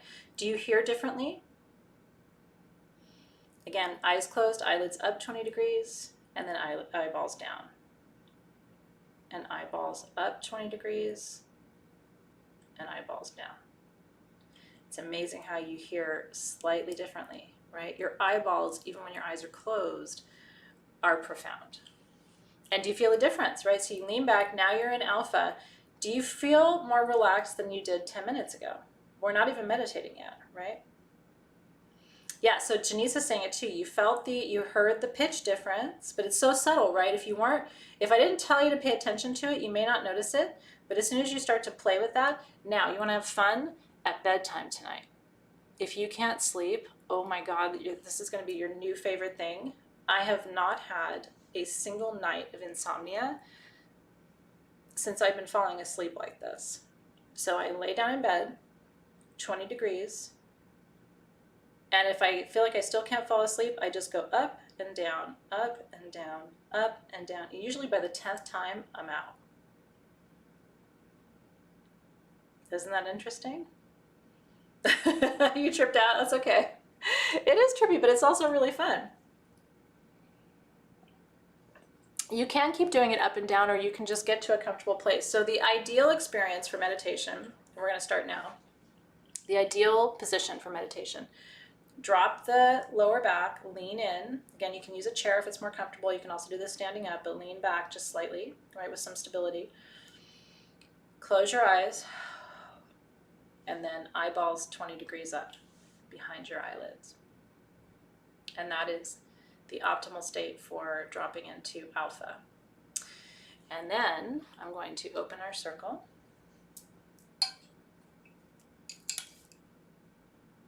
Super fun, right? I'm telling you. Now here's how it gets really interesting. You ready? From that place, you set your intentions. You set your intentions in alpha rather than beta. Watch what happens. I'm telling you, it is the absolute secret. It is the absolute secret to manifestation. I don't have data to prove it to you, but I've been playing with it and experimenting with it. Before you write your intentions, drop back, tongue to the roof of the mouth, eyelids 20 degrees up, and then just write. You don't have to look at what you're writing, just write. Or say them out loud. I call in, I claim, I receive, I allow, I surrender, I accept, I'm grateful for, I blah, blah, blah. And you just go, woo!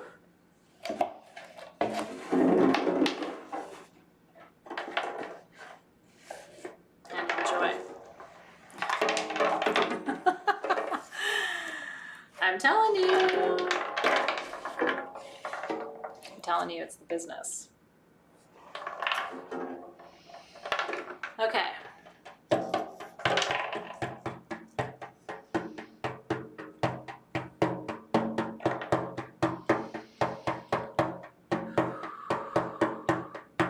Different scenes you can try.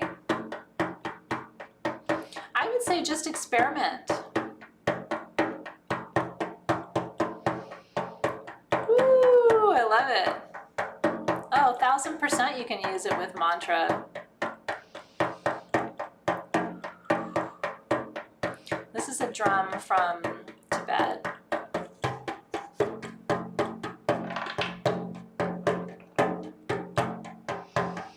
It's a really important ceremonial drum.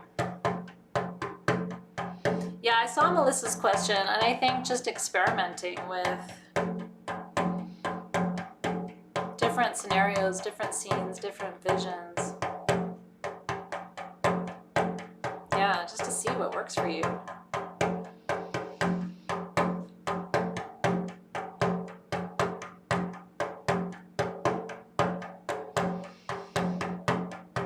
Let's welcome in tonight the guards and the guardians of the 4 directions, guides and guardians of the East. Direction of the rising dawn, the rising sun. Welcoming in new visions, new creations.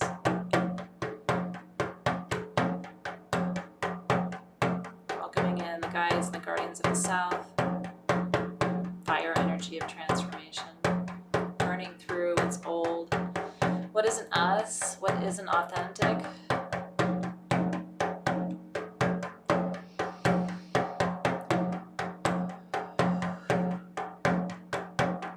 Welcoming in the guides and the guardians of the West, helping us to cleanse and purify, connecting us to our deeper emotions tonight, the core and the truth and the essence, so we can find and achieve unconditional love within ourselves, for each other.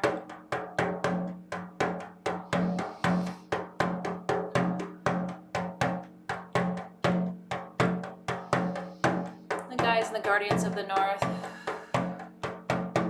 welcoming you in, element of Earth, grounding us, stabilizing us, protecting us, helping us to be present in this here and now moment.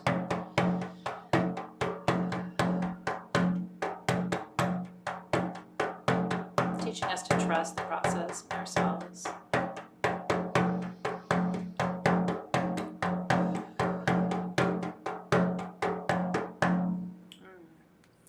With that, all of the guides and all of the guardians of the 4 sacred directions are with us and present for our ceremony tonight. And we are so thankful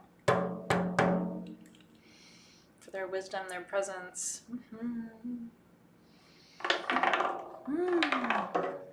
All right. So for the next part of our experience together tonight,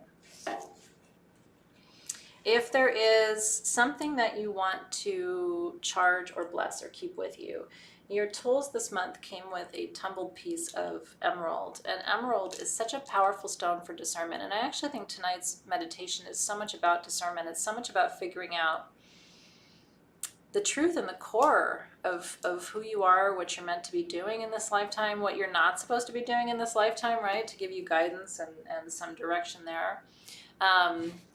It's also a really good key to relationships, helps you understand where you need to spend more time in relationship and what needs more of your care and your tenderness, and maybe what of your relationships, I don't know, doesn't necessarily need that level of attention. So I use emerald in that way for discernment, where who needs me more, who doesn't need me as much.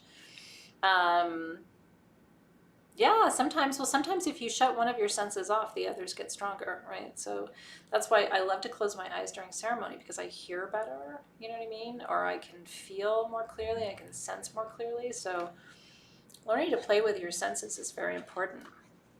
Oh, I love that. Okay, so I'm going to have my emerald with me in my lap while I drum for you tonight.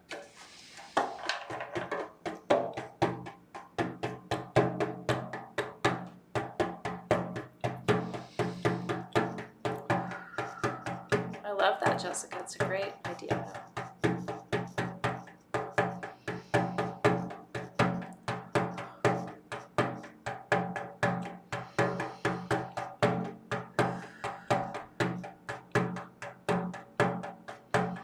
So for tonight's meditation, we're going to enter down through the Earth star. It's so good for right now, right? I think we're all doing discernment. Like collectively, I think even.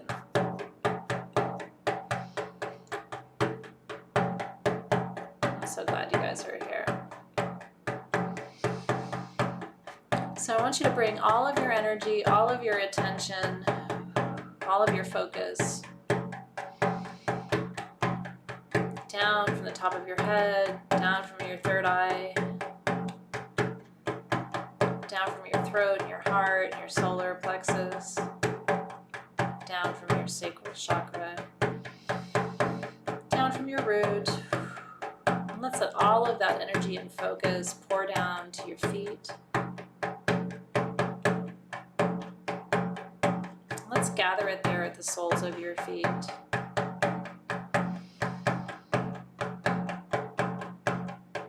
I want you to imagine that the soles of your feet become like liquid light. And that liquid light can pour from the soles of your feet down into the center of the earth.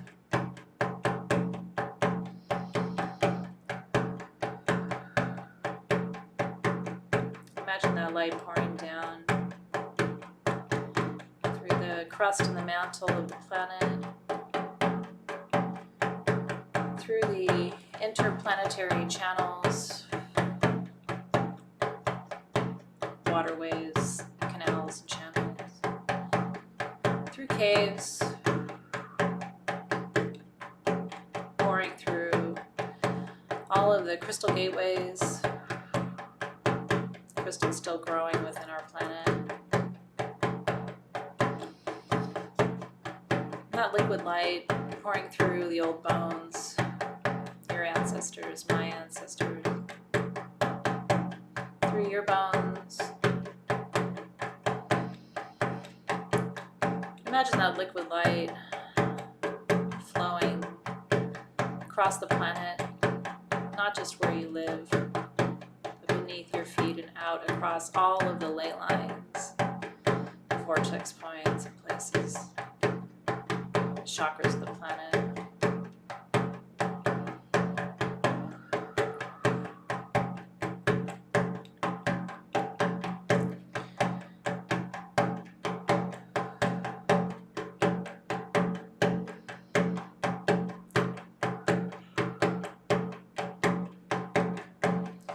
And now that we're outside of your body, I want you to let this liquid light have a voice. Let it have an energy of its own. Ask it to gather intelligence tonight, wisdom, what you need to release, what you need to exfoliate, what you need to set down and let go of, what you've been breathing life into that needs to die. What might be out of date for you? Right? Outdated, not relevant. And ask that liquid light and its intelligence as it's gathering wisdom in the center of the earth, from your soul's many birthplaces. What part of me, what parts of me are ready to be cleansed, cleared, purified, burned through?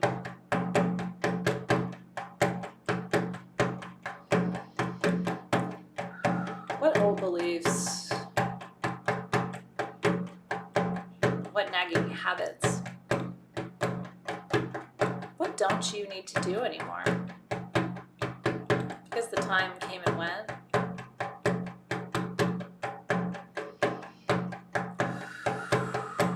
Who is the truest you?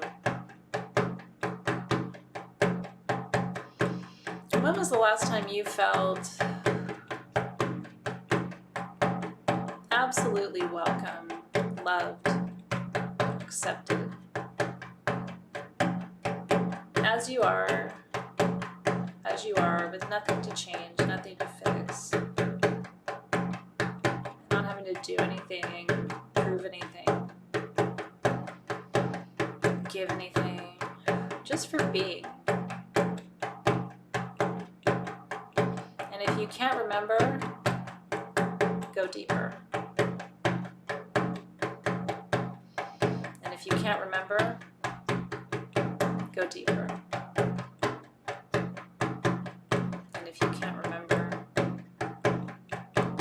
Go deeper.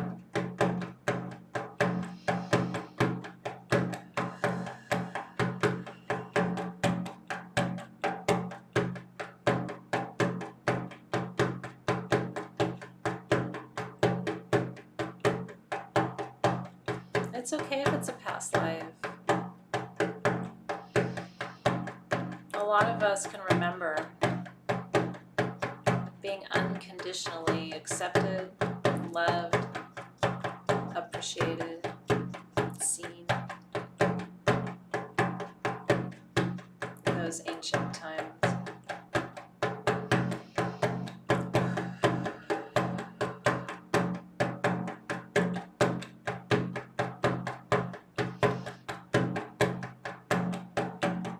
So once you've got a hook in there to that you, that free, liberated, loved, accepted, appreciated you,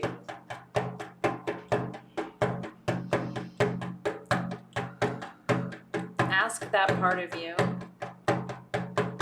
who's in charge?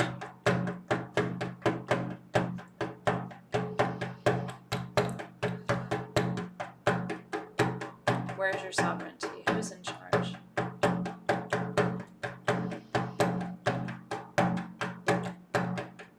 That part of you, what does it answer to? Does it answer to love? Source? To the earth? Maybe it's a high priest or a priestess.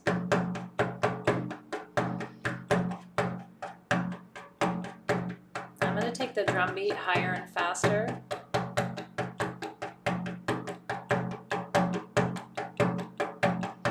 This gets you deeper into alpha, bridges the boundary between alpha and theta.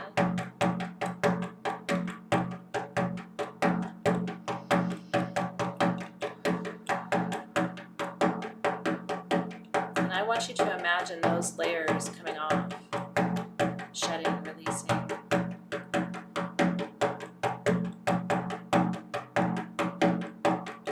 And I want you to notice where you want to release right now. You may feel it in your body, coming from your hips, coming from your knees, in your back. If you've got tension somewhere, pay attention. There's some releasing that has to happen there. And give your body permission to let it go, move it, shift it.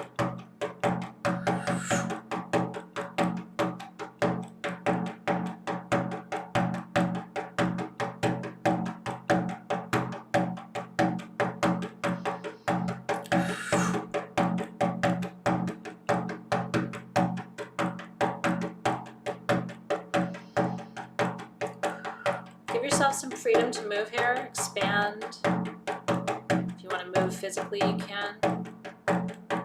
I'm sensing my spirit dancing, moving, spinning.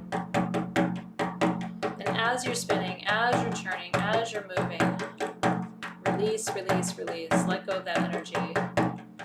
It could be centuries, lifetimes, where it's being held, pent up, closed off. Let's get it through the cellular layers, through the layers of your skin, your organs. Let's release it from the skeleton and muscular system. Let's release it from the nervous system.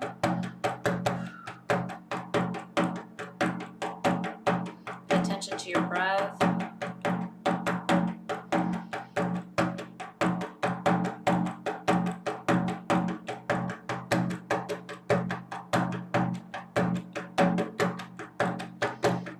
That gaze at 20 degrees. Tongue behind your front teeth.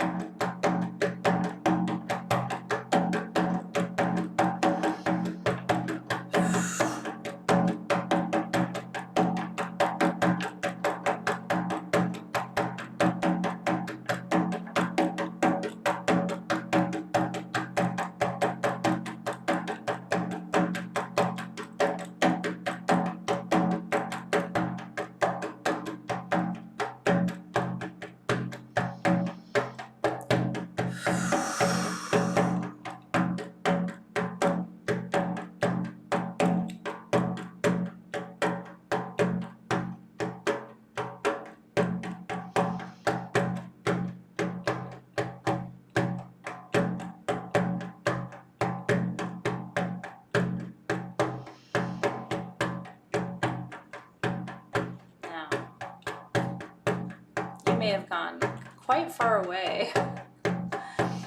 I did. So let's help each other come back now.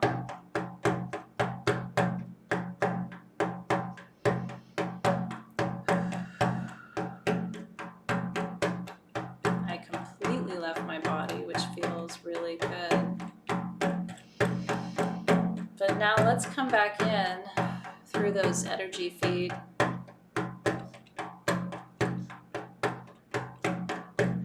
Back to your knees, your thighs.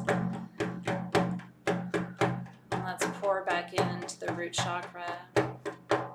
Let's pour into the sacral.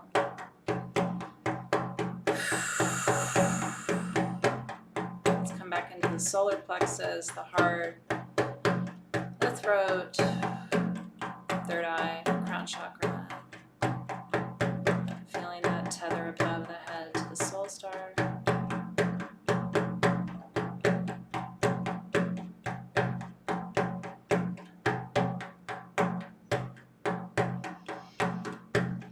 Feeling the energy start to slow down. You can drop your vision to help take you from alpha back to beta.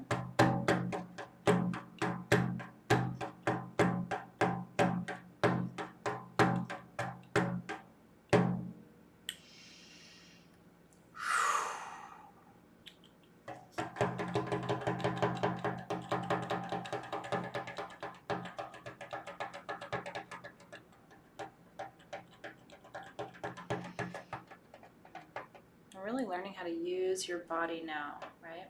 I mean, the wisdom I imparted with you tonight is really portable, right? Anytime, anywhere. You can use your posture, you can use your breath, you can use your tongue, right? Oh, Ariana, she said, I had to leave my soul's mate. It's so hard. My most loved moment is walking in the door and his dog loves me and goes crazy and his son loves me. I'm healing and love him. I feel lost. I'm really grateful that you're here. And I have felt that way before. I think quite a few people here have. That doesn't make it any better for you, but it does tell you that you're understood. You don't have to say too much more than that for, my heart to see your heart. And so now the question becomes, what are you being prepared for, right? What's being prepared for you? This or something better. So when you lean back and you vision in and you drop into that alpha state, it's about starting to visualize, right? Woo! Yeah, so the black void is actually really good because the black void tells you that you gave yourself the opportunity to sink down into that abyss a little bit and kind of grapple with what's in there, right? Because that black void is this dark phase of alchemy. There will be parts of this first phase, which is going to take us through March, where you're going to feel like you lose your footing a little bit, and then you'll find it, and then you'll feel like you lose it, and then you'll find it. It's cyclical, this work. It loops around. It's not, you don't go from A to B to C to D. You go from A to B to C, back to A, down to G, back to B, down to Y, and then you get all excited. You think you're done, and then you go back to B. So it's a very cyclical, very winding tour, in my experience anyway. Yeah, Colin's got a great question. Are we in labor still, or what's happening here? Are we dilated? What's going on? I feel like a spirit doula tonight. Woo! Yeah, and that's okay. You don't have to do it right this minute. You can always do this later. It's kind of nice to be with us. And then if you decide you want to try the journey later, or you want to, this would be a great way to fall asleep and let yourself journey into dream time. Can you imagine?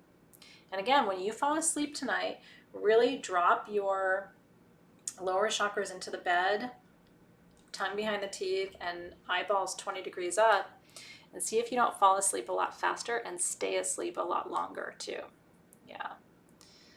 Oh, interesting. You heard someone chanting. I love that. I love, love, love it. Well, we want to thank our spirit guides and all the ancestors for attending us tonight. We want to release the guides and the guardians of the North with gratitude and thank them for their presence, protection, peace, and purpose. We release them tonight with gratitude. And to the guides and the guardians of the West, thanking them for their energies of healing, nourishing, unconditional love and connection, and releasing them. And then the guides and guardians of the South, again, start to use your body to really like lean into these directions and feel the energy of them. So guides and guardians of the South, right? Thanking them for their energies of transformation, alignment, courage, creativity, passion, desire, power, curiosity, all that in the South. We release them with gratitude. And to the guides and the guardians of the East, thanking them for clarity, vision, discernment. I always think of discernment as being in the East, because when you can see clearly, you usually have the gift of discernment.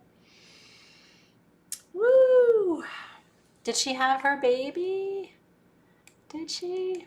Let me finish before I get ahead of myself. So I want to thank and release the guides and the guardians of the East with gratitude. Woo! So I'm going to extinguish my candle. Zoe loves this candle. Every time I go to light it and it's not on my altar, I go to her room and she's taken it. So she approves of this month's candle. I hope you've enjoyed it too. And with that, session 3 of Soul Shift, which hopefully has you nice and relaxed and ready, has begun. Was complete, I should say. Yeah, so the 2 techniques, let's cover them off one more time, because I want you to practice, okay? And it'd be nice for you to even share this with other people, share it with your partner who doesn't sleep well at night, you know, like these are good techniques. So the 2 techniques are, one is dropping back into your Sushumna, your central channel, right? Because when you lean forward, you lean out of the chakra system. When you lean backward, you lean into the chakra system. Your spinal column holds your 7 physical chakras from the root to the crown, right? Up to the top of the head. And the more you can create sort of a straight line as you lean back into it, the better. And again, it's good for strengthening your core too. And that's the main technique, honestly, for tonight, because the more you lean in and do that, the more you're going to learn how to rest in that energy, right? It's almost like resting into the ocean of your chakra system. So when you feel yourself getting upset, tight, you know, like you're going to tell somebody something, this is always the posture, right? But instead try and rest and relax into it. Or like if you get bad news, try to lean back, because again, we usually lean forward and we contract, and that becomes the source of a lot of our spiritual challenges and our physical challenges too, as we contract on energy. So relaxing in and leaning back is the first technique. And then the second technique I taught you tonight, because I taught you the vagus breathing last year, right? Which is the exhale should be twice as long as the inhale, and the tongue goes to the top of the mouth behind the 2 front teeth, okay? That softens, relaxes, and tones the vagus nerve, which is the biggest nerve in your central nervous system, which automatically releases anxiety. So technically I taught you 3 techniques tonight, but that one I taught you last year. The second technique tonight that I had never taught you before is taking the gaze 20 degrees up. So again, close your eyes, lean back, and then, you know, behind your eyelids, your eyes are still open. Practice looking ahead, up, and then down. Ahead, up, and down. You're going to notice that you listen and hear differently depending on where your gaze is. And your goal is to lift your eyes behind your eyelids 20 degrees, because that 20-degree angle drops you into the alpha state. Yeah. Is that helpful? And then, so that's right. So we have full moon tomorrow from 6 to 7 p.m. And then Friday we have session 4 of class when we are doing our family crest. We're decorating those together. So you'll be able to enjoy full moon meditation. It's a full moon in Leo too. It's a big ass, kick ass moon tomorrow. So you'll be able to enjoy that more if you practice this technique of reclining and then inclining. So you want to recline the body, incline the vision, and that's how you drop into a deeper state of meditation. Oh, I love it. Beverly just got her second COVID shot this morning at work. High five, Beverly. My parents got their first shot last week. I'm so happy. So cheers to you. Now I will, the more of you get your vaccine, the better I'll rest at night. I can't wait to get mine. So yeah, you're going to sleep beautifully tonight. You're going to drop into your lower chakras. You're going to incline the vision, and you're going to be in your alpha state when you fall asleep. I love it. It's a wee Shakti moon. Tis a Shakti moon. Yeah, so the breath work, if you want to look more into this, you can look up, do research on the vagus nerve. It's spelled like Las Vegas, or it's not spelled like Las Vegas. It sounds like Las Vegas, but it's not spelled that way. It's VAGUS is the vagus nerve. And you can look up breathing techniques to tone the vagus nerve. But the main technique that you're going to see and learn about is where your inhale is half as long as your exhale. So if you inhale for 2, you exhale for 4. And it doesn't matter whether you exhale through your nose or through your mouth. But so you inhale 2, exhale 4. Inhale 2, exhale 4. Or if you inhale 4, you exhale 8. Or if you inhale 16, you exhale 32. It doesn't matter. If you inhale 1, you exhale 2. But the exhale has to be twice as long as the inhale. And that is what stimulates the vagus nerve. And the other thing that you can do, and the vagus nerve, again, is a really important nerve for getting you out of stress and anxiety. And it's really good for your spiritual transformation work. The other thing that you can do is stimulate what they call the gates, which are the 2 kind of fat pads right here between your thumb and your forefinger. And when you do that, it tells your nervous system to reroute the energy. So if you find yourself feeling really afraid, really scared, really stressed out, try pinching this little space, this little acupressure point here. That will also release a migraine. It's a secret tip. Tapping is fantastic too. I don't use tapping as much as I use vagus breathing and the gate.